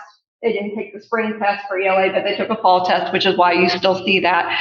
But you can see, this tells you pretty clearly, if you had 4 years of straight data, we didn't have this gap here, where our strengths are we're getting better at what we're doing, or are we not getting better at what we're doing? Again, a visual of what we need to work on. So if I just didn't even tell you what grade levels this was, this here is a problem. Yeah. These, they're not going up. They're not going down by a lot, but they're not moving in the right direction. Here, something's happening well. So our principals, when we looked at that, said, what grade level is that? What teachers are teaching that? We need to have those teachers talking to other people, telling us what you're doing, what's going well. All right, the progress measure is the value added. You've heard that terminology. It looks at student growth. Are all students making growth based on their past performances of tests? And it looks at several years of growth. So 3rd grade doesn't have value added. 4th grade does. There's only 1 year that they've taken the test prior, so they've only got 1 year of data. But if you've got somebody at 8th grade ELA, they've got 5 years previously of data. So this is where we got a 3 again. The state measures the progress in a -2 to +2 is expected level of growth. If you've made a growth gain index of 0.2 or higher, that is significant evidence that you've exceeded your growth. And then if you've got a +2 and a positive effect size, you've significantly shown evidence that you've exceeded the student growth expectations. Again, we are at 3, which is saying that on average, our kids at Claymont are making a year's growth. But this is taking a look at the specific breakdown of English, math, science, or all tests.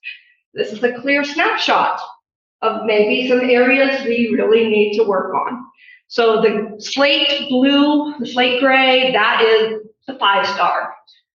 The baby blue is a 4-star. The green is the 3. And then the red is a 1. We don't have a yellow on here, so yellow would be 2. These are not measured because there's no science tests in 4th grade, 6th grade, or 7th grade. So that is grayed out. It doesn't count. So just looking at that, what grade level was struggling the most? Can you see it in that far? 4th grade. ELA and math, all tests for 4th grade. If we look at all grades, we're scoring about a 4 in ELA on average in all grades. Mathematics, that's an area that we struggle with across the district. Even though these are green, when you're compiling the last 3 years of data, it's still a red. This was a good year for us. But maybe if next year looks the same, this red will become a yellow or perhaps a green. This is the high school down here. English and algebra are red, but we're a 3 in biology, geometry, history, and government. If you remember back on the indicators, the government or the geometry was like at 28%. Is that what it was? 28%. Or 29. Wasn't good. This is a positive. What is this telling us? That even though our kids aren't making 80%, they're only scoring 29% of the kids are scoring proficient. They're all making gains. They're making a year's worth of growth. So 2 different things. We're not just looking at achievement, we're looking at growth as well. Gap closing. This is where we got a 5. This is reducing the educational inequities among student subgroups in our district. There are several subgroups. These are the ones that are in our district. All students, white non-Hispanic, black non-Hispanic, Hispanic, economically disadvantaged, students with disabilities. There's an ELL, there's an Asian, there's a Hawaiian. None of those, we don't have enough kids in those subgroups to count. But we're measuring, the state sets a goal, and they look at how we're performing in those goals and are we closing the gap for those kids in English, language arts, and math, graduation, chronic absenteeism, gifted identification and services, and ELL proficiency. So our score is a 65.9% based on our performance goals that were set. I don't know how that goal gets set. You have to be kind of an expert in analytics, and I didn't take statistics in school. But that percent greater than or equal to 60, and it was 65 something, or 5-star, showing we're significantly exceeding state standards and closing our gaps. So on the next screen, the red dots are the goals. And then the bars at the end show where we're at.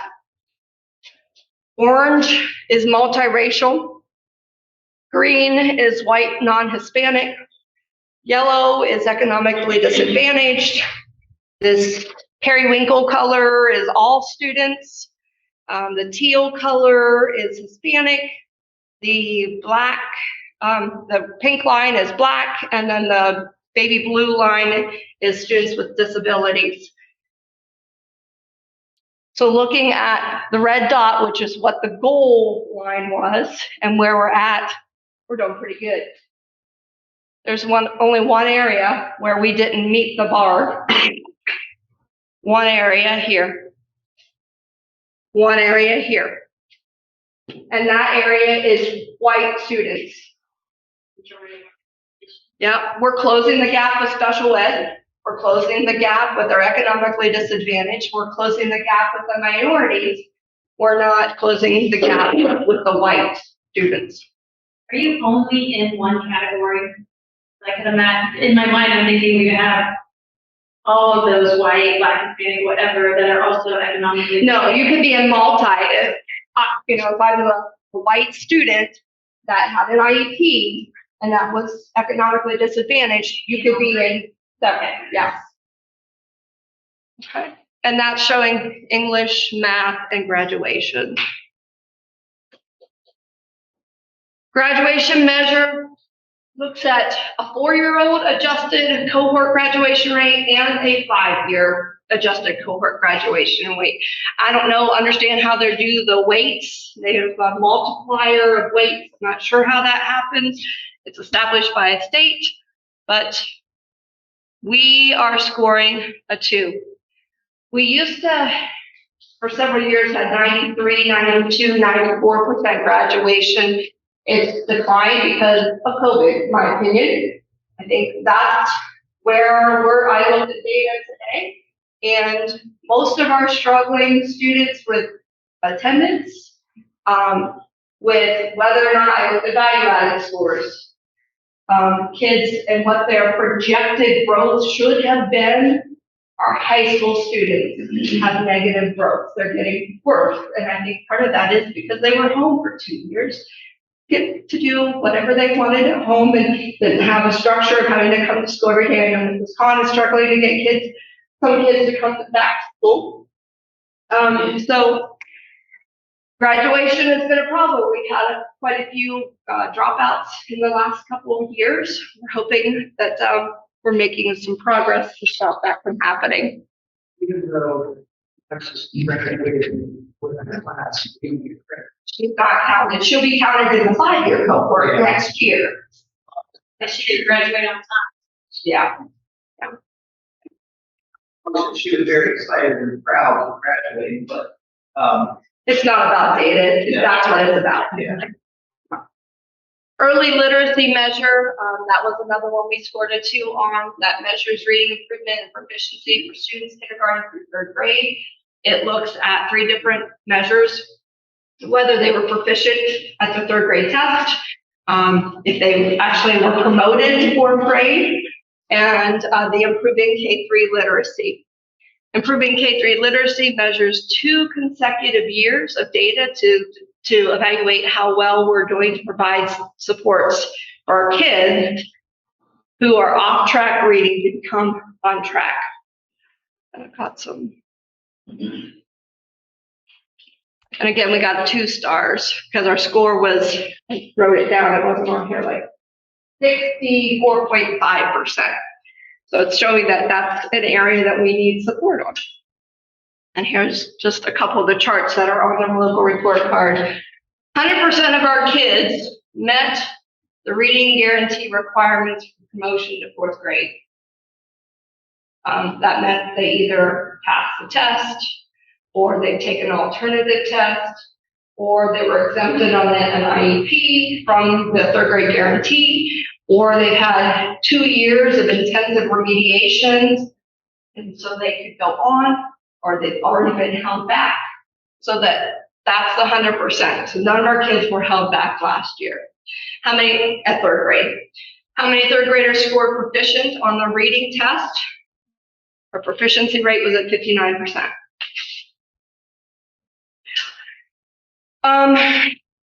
At the beginning of kindergarten, 1st, 2nd, and 3rd grade, we're required to do a diagnostic assessment in September. This shows you where our kids are from last year's test. Kindergarten, 80% came in on track, 20% were not on track. 1st grade, it was about even. 2nd grade, 31%. I mean, this gap keeps getting bigger. Again, these are different groups of kids. Same year, kindergarten, 1st, 2nd, and 3rd. But then when we're looking over here, this is over 2 years worth of time from kindergarten to 1st grade from first grade to second, from second to third, from third to the end of third grade for the state test. 203 students started off track, and we only moved 45 students on track in all of those grade levels. So K3 literacy is an area that needs attention.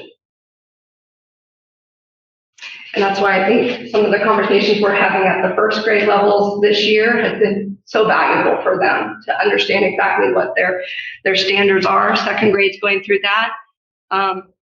Second grade's had some letters training. We're talking about potentially having K1 do letters training as well in the next couple of years. College, career, workforce, and military readiness has 14 separate measures. Estimates how well students are prepared when they leave our schools to either go to college, military, tech field, or to work. And again, it's not measured right now. It is 40% of our kids are on track for this college readiness, career readiness, but it's not included in the report card. And here are the 14 measures. Remediation-free ACT scores, honors diploma, advanced placement, or international baccalaureate, state recognized license, enlisted military, Ohio means jobs readiness seal, 12 or more credential points, 12 or more CCP credits. AP, I got that on there twice, so I'm missing one somewhere. Copied and pasted them, sorry.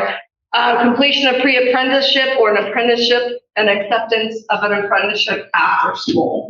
So after high school. So I'm missing some. I copied and pasted and didn't, so I apologize. I can go back and look at what those other ones are. But I know Mrs. Khan is aware of these and steps are being made to, we've got a couple kids right now and shippers of a pre-apprenticeship. Yeah, pre-apprenticeship. It's a pre-apprenticeship for those kids that aren't going to be able to make graduation any other way. There's apprenticeship pathways now that'll give those kids their 12-point credentials so that they can graduate. And that'll help this measure when it comes out in 2014 or 2024. So some strengths identified from our report card. Third grade math, seventh grade ELA in the achievement area, gap closing. We're meeting goals with most of our subgroups. Gifted, we didn't talk much about it. We met value added with gifted. We've met gifted ID and service requirements. Progress, this is our value added, our students making growth. 5th, 6th, 7th, 8th grade ELA, our students are making years growth every year. 5th grade math, science, all grades, and 5th, 6th, and 8th, all tests are meeting those progress expectations.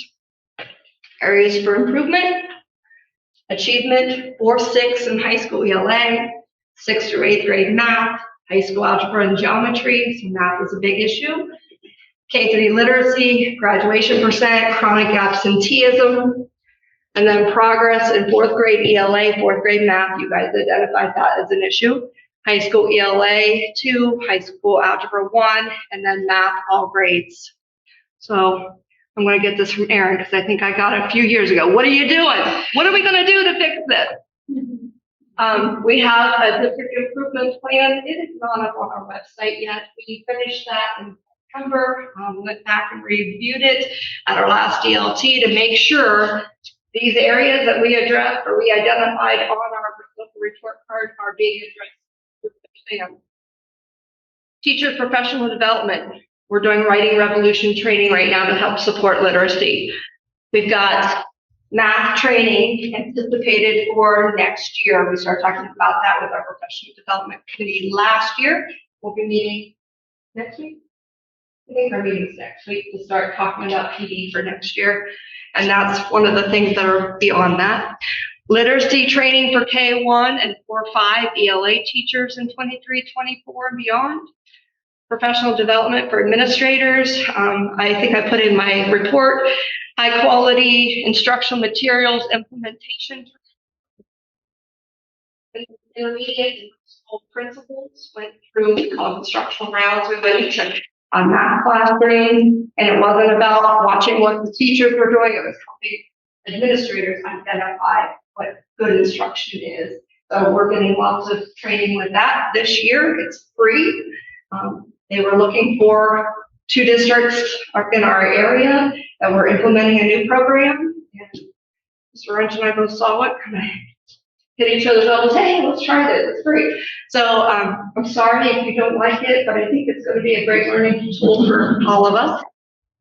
Leadership Academy, something we're going to be talking about with Mr. Wrench, because we actually get a little bit of money for participating in this implementation. That's free. It's not even free. It's free, and we get a little bit of funds to support some of the things we want to do with our principals. So I think rewarding them with some more training. So that's the hope I have. So OTES 2.0, professional learning. We've got things that we're talking about in our professional or our admin meetings to get better and more consistent in our evaluation processes across the district. Implementation of new ELA and math curriculum. We spent $2 million on that this year. Implementation of Leader and Me, Read 180 intervention, math intervention that was wrapped into our math curriculum purchase. Curriculum mapping, just those processes of calibrating, looking at our curriculum and identifying the standards and making sure we know what we're teaching. And full implementation of the OIP process. I'm excited that feel like the DLT has come together this year. We've had really great conversation, and OIP processes are happening across the district. I can confirm that things are happening and movement is happening. And I think we feel like good things are happening across the district. I feel like our report card shows that. Although it's not a 5 across the board, there's very few districts that have 5s. We got one, and I'm excited about that. So that's an area we struggle with special ed, high poverty, and we can get a 5 on that. That's progress.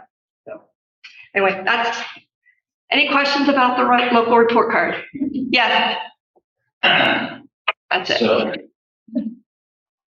this is all great, and you guys are amazing, and it seems like it's all directed to what you're doing and how do we reach the kids, but as a parent, we've all been parents of the little ones.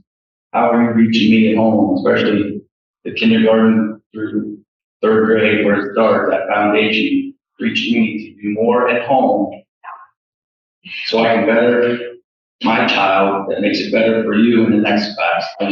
I think I really want to get that. to me, an important part is the standards-based report card. Whenever we hand the rubrics to the parents to say, this is what your child needs to learn, and this is what they need to know by the end of your grade level, your child's grade level. And they're like, holy crap, I didn't know that was the expectation. I just got smiley faces and A's on my paper or B's on my paper, and I just thought my kids were great. And so, I really think that that's going to be a huge change. It's going to take some change for the way parents see grades as well. I think it's going to start with Mr. H and B having that conversation. Hopefully we get a good turnout with our 1st grade teachers or 1st grade parents next week. But parent teacher conference is going to be pretty productive this year. So kindergarten, I think we got some work to do with kindergarten, creating the rubrics. They've already kind of been doing this, but not had a real. Well, I was gonna say, we talked in DLT about for the last 6 years, our kindergarten students have been coming in lower every year. And so we can't bridge that gap. We can't get those kids out of red. Even though they may have had a year's growth, they're coming in 2 years behind a typical kindergarten kid across the nation. And we did have, I think it was DLT, we had a very lengthy conversation either about our preschool or how do we get community involved from birth on, reading in the home, communication. I mean, oral language is huge. And these kids, their conversation, their communication skills, every year I find just their basic nouns, their verbs, how they communicate is decreasing every year. And so as many programs as we're throwing at it, we can't make sometimes we can. We can't always make a 2 or 2.5 year gap go away in 1 year. So, I don't know if it's going to be up to the state in maybe funding more preschool stuff, if we make sure all of our kids are going to our preschool with certified, licensed educators. I mean, we talked about, a lot of possibilities, just like how do we help this community foster these babies before we're getting them? And a lot of it is, it's the communication and it's the literacy, and they're not getting it until either our preschool. And you gotta understand, not all of our kids who come to our preschool, they're not all to kindergarten, are coming from our preschool. We still have a lot of outside preschools that our kids are funneling in from. Well, and I think it goes back to when COVID, for 2 years, we shut down and nobody was in our buildings at all. We had no conversations other than two conferences with parents. It's almost like we have to train parents on how to help their kids school at home. It's been a long time since we've had those conversations, but we need to revisit those and have parent trainings that come in and say, these are the things that your child needs to have at home. A nice table to work on with good light, spend 30 minutes at working on flashcards, whatever it is, getting a good night's sleep, making sure they're getting breakfast. It's a shame that we have to explain that to parents, but we've seen that there's kind of been a decline with COVID that, I don't know, parents just were so frustrated. And I think some just gave up, and we're seeing some of the results of that now. I did post something on Facebook Friday. Waterford Upstart is a company that sent an email out to Mr. Wrench in June. We kind of crossed paths, so I didn't get that information, but I got an email just here in the last about a free preschool program. And they'll give the kids the computer. The parent doesn't have internet, they will provide that as well for 4-year-olds.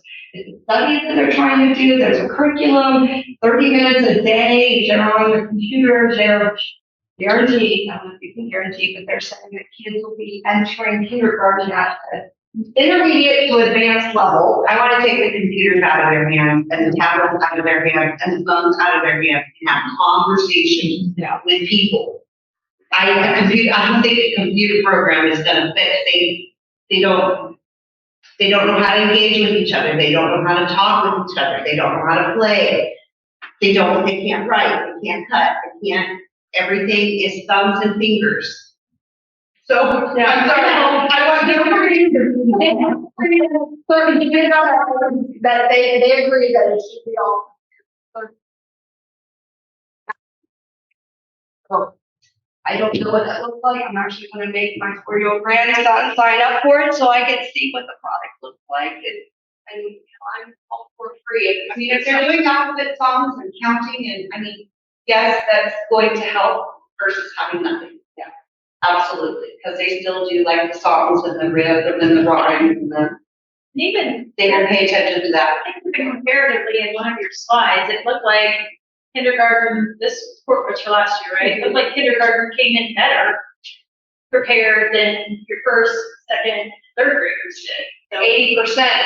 So Yeah, based on that data, Right, but I'm just They saying. lowered the cut score.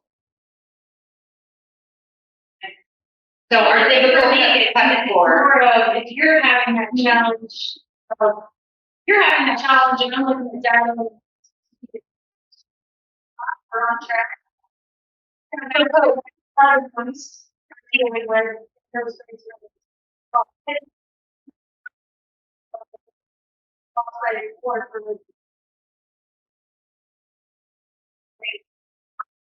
Yeah. Holly, I agree with, I mean, this is technology, that's just, I don't know, I'm not a technology guy. Like it, It's not all that. But and it's not just littles. I'm seeing, and I think we even talked to DLT, even with all the kids, like on their phones. I mean, communication skills, world language. I mean, our world language coming in, I mean, that's the #1 predictor of being a good reader and a good student. And if you don't have that early world language, and they're just. So, I think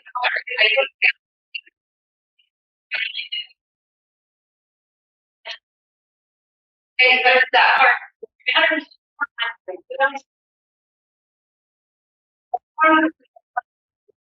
There used to. Not every year, I had to tell that. Or it's-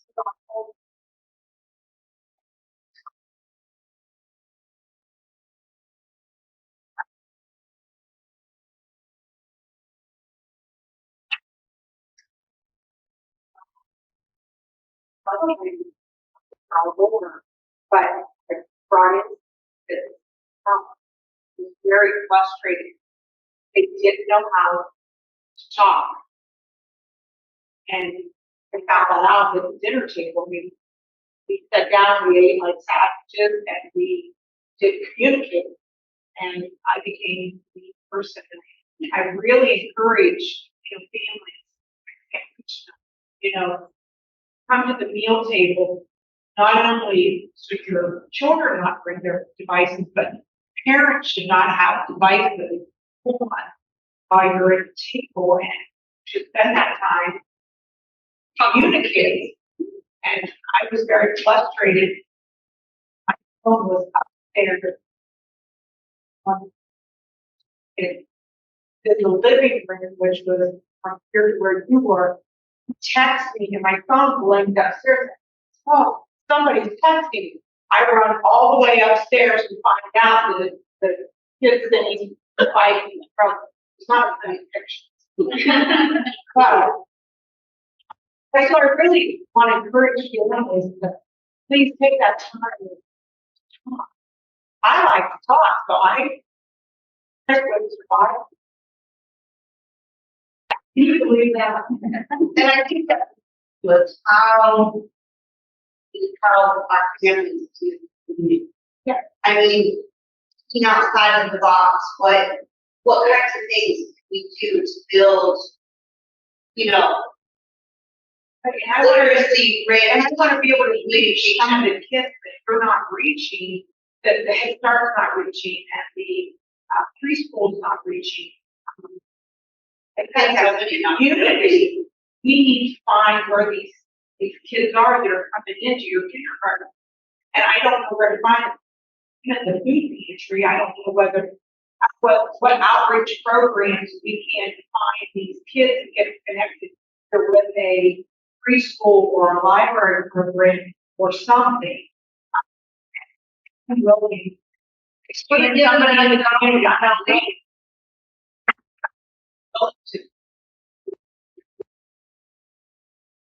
When we're coming here. Like that my voice, it was phenomenal. I'm listening, I listen to this boy there.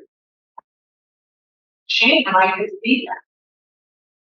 So we threw around this idea, even at birth at the hospital, was trying to figure out how we could connect Claymont kids. For the little boy, I think that the conflict right now is there's already going like Built for, I think, or, two jobs. And I don't know. I just know. So we, in the community, and I know there's a lot of people that are my age group that's older that doesn't have the responsibilities that those people that are working in two jobs and stuff. I'm sure I could find enough people that we could start filming. Just have to figure out where we are, where those people are, and where those kids are. And I know they're the ones that, that just need to get an outreach program. Where it sure does when you look at that and think, where can we help as a community? That's where it starts. And we can, and it's going to start with the older generations. It's going to start with us older people because we don't have the responsibility that you people that are out there working and yeah. My head's rolling. Thank you. Cousin Kelly's leg is coming. He's getting all the preschool and kindergarten. Her job. So, Kim, are you ready? Do we just change that? So we'll get to the third report recommendation.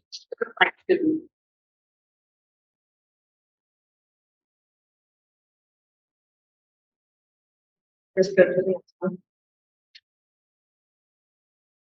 Just following up on the basic monthly report for general fund revenues, projected right now is 25% for the forecasted year.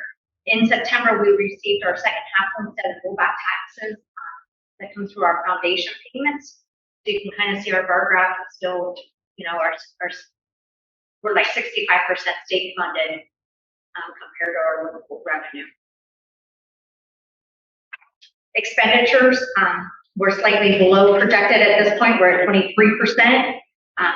Salaries and benefits, as always, it is our highest expenses, 87.9% of our salaries and benefits through the year so far.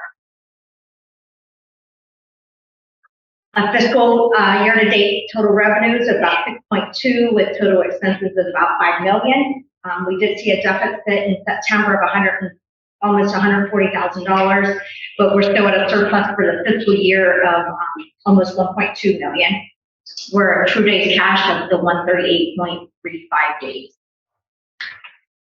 We have our ESSER funds activity for the month of September. So for ESSER 2, we had the $20,805 in capital outlays, which was the chemical feeder at the intermediate school and roof repairs at the intermediate, and about $182 for HVAC supplies. As you can see, we have almost $80,000 of outstanding purchase orders, with almost $170,000 of balance of our ESSER 2 that we are still budgeting for supplies for ESSER 2. ESSER 3, we had almost $57,000 for supplies in our curriculum still, almost $8,000 for paid out for the Trenton boiler replacement, and we did an infrared scan of the roof replacement or at the intermediate school to show the bad spots so Beth knows where to tackle first. Outstanding purchase orders of $326,000. That's still basically in the boiler replacements that we haven't paid out yet. So we have a balance of $2.9 million that are budgeted in wages, benefits, purchase services, supplies, and capital outlets. And Mr. Wrench and I have talked that next month we'll do a broader of ESSER again to show where we're budgeting and what we're out for 2024 projects. For the month of September, we had $215,000 that I put for reimbursement through state and federal grants. And our fund balances as of September in the general fund, we have 8.3 million. And as you can see, the other funds listed there, we have a total fund balance of just over $9.5 million.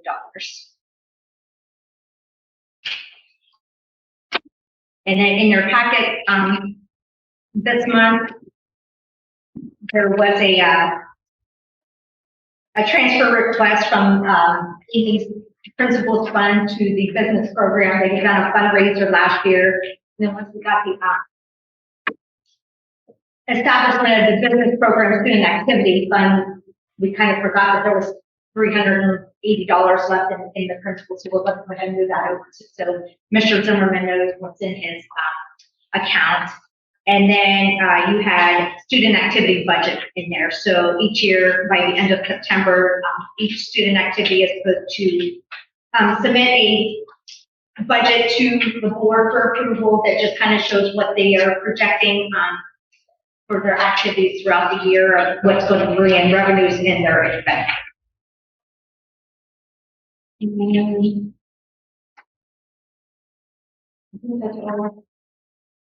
Oh, and I do have the requisition that for SDU, the renewal contract is coming up for November 1st. So I have that on the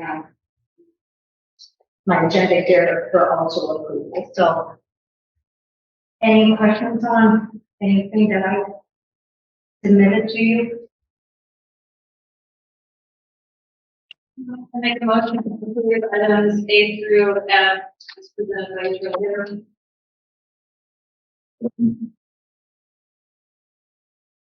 Roll call. Mrs. Hope? Mr. Miles? Yes. Mr. Cotter? Yes. Mr. Transition? Yes. And Mrs. Wolf?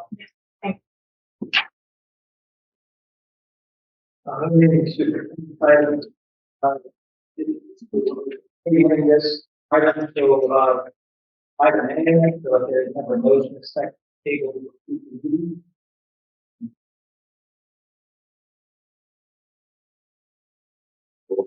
Mr. Miles? Yes. Mrs. Toth? Yes. Mr. Cotter? Yes. Mrs. Transition? Yes. Mrs. Wolf?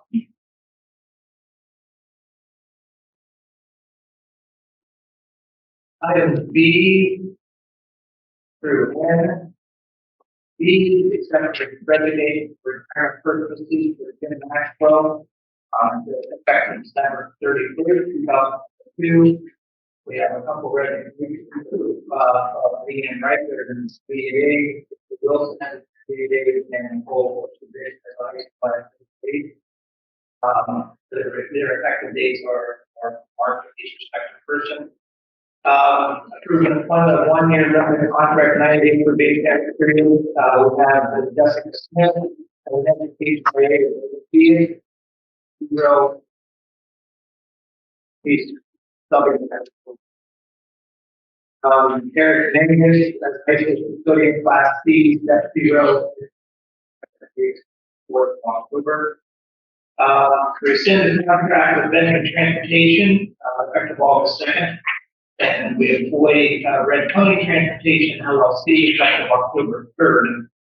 Benjamin Transportation, we found out was not a part of it, we approved.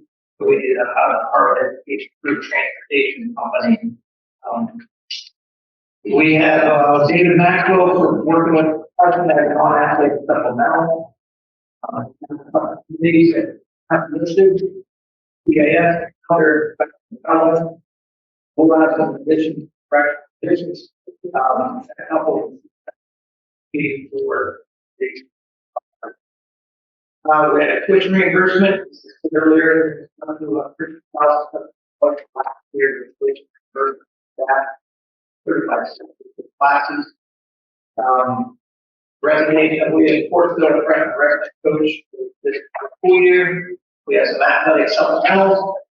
Boys basketball, we have Brent Schaefer and Connor Lynch as Cody 3. Bruce Johnson is assistant girls. I want to reiterate, we have a 7th grade girls still at this time. Wrestling, Seth Ferguson is freshman, Matt May is Jake Jones. 11, Alexandria Edwards as an assistant softball, Brian Fox varsity softball, for junior varsity, and baseball, Andrew Avery, varsity for baseball. We have volunteers this season. We have reinforcement for wrestling and Jeff Edwards for softball. We have some overnight trips that we need to approve. We have Schoolman for wrestling. That is December 2nd, December 16th. We have the West Liberty, Lake, and Wheeling. And we also have an alliance in January. We will be moving to do substitute service, but in the meantime, we have Christine Malchin and Amy Ayers as certified subs. And we have some classified subs as Michael Knightley and Gary Carpenter, Terry Ford, the book and secretary. And just to give an update on the substitute platform, I gave the our local ESC the names of our substitute listing, and they were emailing out to all of our current subs. We're having a orientation the 24th and 25th here, that all the subs will come here, pick one of their they can come, and they thought all their paperwork and go over what expected of them. And then the go live date is set. So what happens if there's something in the district 24? It's at 3 o'clock.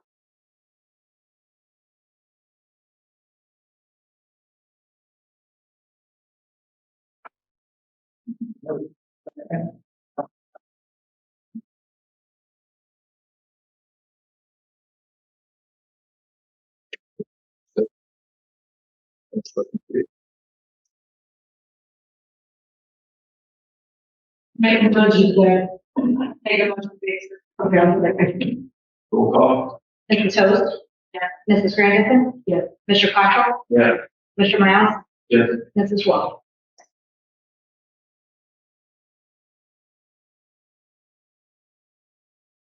I was at a conference the other day and, I came up with something, useful. That, whenever a parent calls us or a college community calls us and say that they want to quit their things, coach or maybe mentioned another earlier, we're not always receiving positive phone calls, and that's why we highlighted the email. But if there are situations that come up, you know, and I appreciate whenever you guys do call me and say, hey, I did get a call from such and such and regarding such and such, and I told them to go. Start. But it does lay out, you know, like if they have any academic questions, start with the classroom teacher, then go to the principal, then go to the assistant superintendent. If they have any questions on discipline, then probably should start with the classroom teacher because that's where, you know, they see them every day. That's the principal, then they come to me. If they have a question on special education, go to the classroom teacher, then go to the principal, then directors, special services. So this is just kind of maybe a cheat sheet for you guys if you, if you do receive those calls, I would say, hey, did you start, you have a problem with technology, did you start with the teacher first?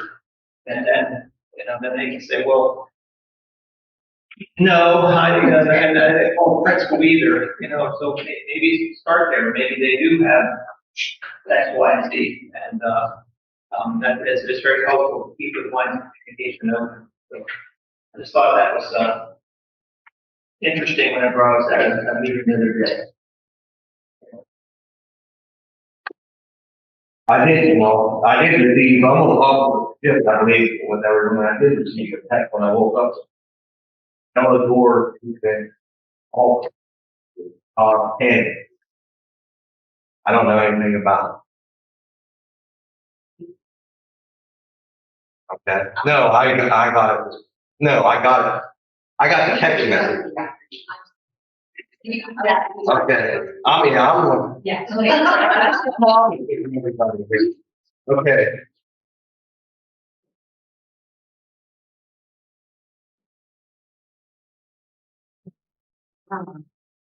We have a proposal just meeting, which is. You know, there's something going on. Obviously they needed to bring in the bed, the ambulance was there, we needed to get them immediately. It happened to be right at transition of our lunch hour. Which obviously would then become.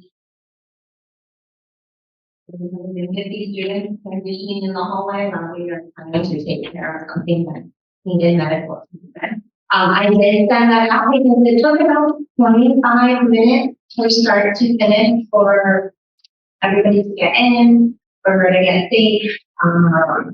Obviously, the kids wanted to head outside. I didn't really want them to head outside. Everyone was getting to be, you know, not really trapped in their classroom, but, you know, it impacted their lunch hour. During that time, we had received several calls into their office. We sent that out, explained it did happen. I gave a kind of a rough time that everybody in the state, we just needed to be able to have access to the hallways, and they are elementary children, and they're just some things that, you know, I was just trying to protect their eyes.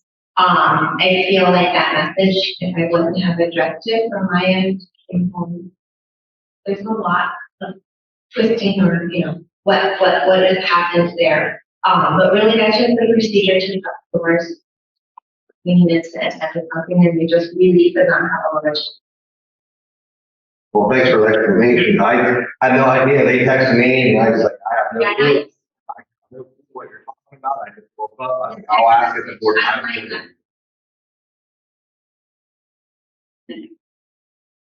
Obviously, I wasn't put that level of detail in the message. So, yeah, But it wouldn't mention situation would have been really chaotic had I not asked the children to stay in. It does not mean that there's anything bad happening in the building, it just means there's really enough spaces just to stay put, so we can get everything out. And we Do we use this yellow door system throughout the district, or is it just in that building? I'm probably going to say that might not be true. This is something that comes with me. And it's just, obviously a red door, you know, is very bad. But there are escalated child. We don't need a full lockdown. It's coming with me from my old district. I did as a teacher experience. Because we didn't have a different level of leave. It was a very eye-opening experience from our staff as a district, because we were in it for about 35 minutes. Did have to, but during that time, you know, we had children hidden in closets, ready, all of the things that we're do. And the reality of the situation is we just needed nursing staff to handle the situation, but because of the need of what was going on, the emergency that was. I apologize, I didn't know that. So, it is just, sometimes there are things in the hallway that you have where I really needed to be able to focus on the child at the time. And that is just a level to do it where it doesn't create. I do feel that it was important to communicate that out. As a parent, you know, I would like to know if my child had something unusual. No, I think it's a good idea. I mean, is that what we, have we ever done it? Like she said, she brought that from her old district, which I think is a great idea, but have we ever done that here? Yeah, I have, like I said, I woke up, got a text message, I said, I have no clue what you're talking about. Yeah. I mean, I don't know.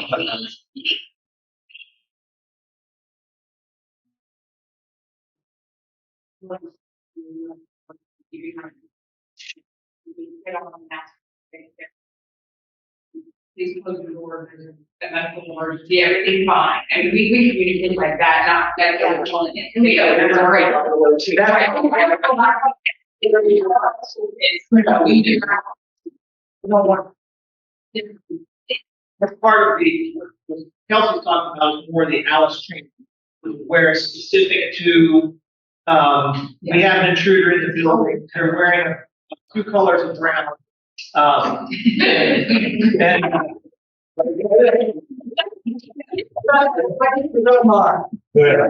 so, but it's the verbiage of what's actually going on. So if there is, to say, if we have an incident where we need to just have people stay in their rooms, that current verbiage versus a blue door, yellow door. When I was practical, we used to have red doors, green doors, gray. And sometimes I had to go to my flip chart to see what color I was supposed to call versus saying, I have a missing student. I need my crisis team to help me find this missing student. That's more proper verbiage today than that. So I know that I appreciate her bringing that. The biggest thing is notifying the parents and say, hey, we have an issue. This is why we did this. And just so if you have any questions. Yeah, and not just, I mean, we have two, it's either red or yellow. It was something that we talked about as a staff, but obviously, just as today, it was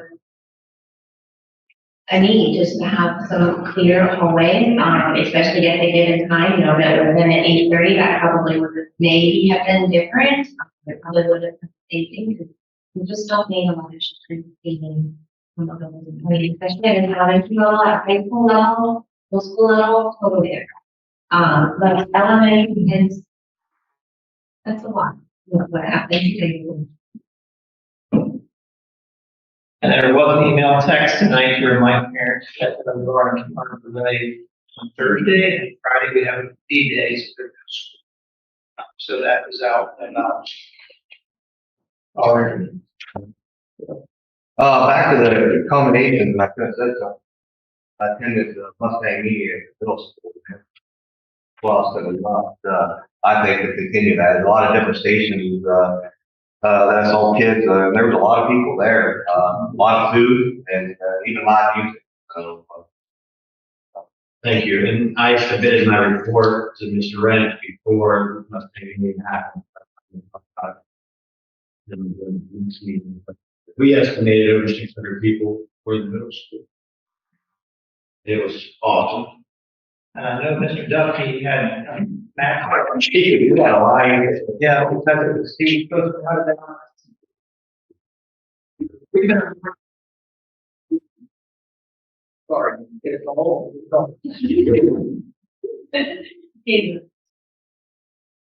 Thank you, but I just want to, Alicia Mahaffey has been the driving force behind my thing. One of the things with our leader in me is community involvement, getting, like we've talked about, even cases literacy is getting, community and parents and stuff. So that was one of the things that we noticed in our leader in me survey. And, it's hard as the kids get older to get the parents involved, so we wanted to, try to find something where it wasn't just come and sit and learn. We had our educational tables, but we wanted the music and the games, and we even had cornhole on the street, and it was just a great time. She's the driving force behind it. You might be able to build off of that to reach those parents. Right. This time. Yeah. Anyway, I appreciate everybody, spending the evening with us tonight. I think we had some good discussions. So it's time over.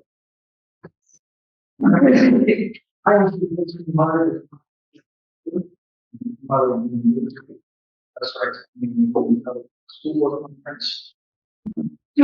Already held. So I'm suggesting the 21st of November, that would be Thanksgiving week. That's me. Pretty good. Yeah. Cindy and Rose could look at your schedules for maybe the week of November 7th, that we could do a finance committee meeting to go over the forecast. Is that mean we're going to be every day? How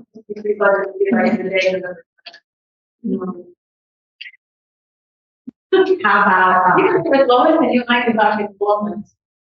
oh, we can do that.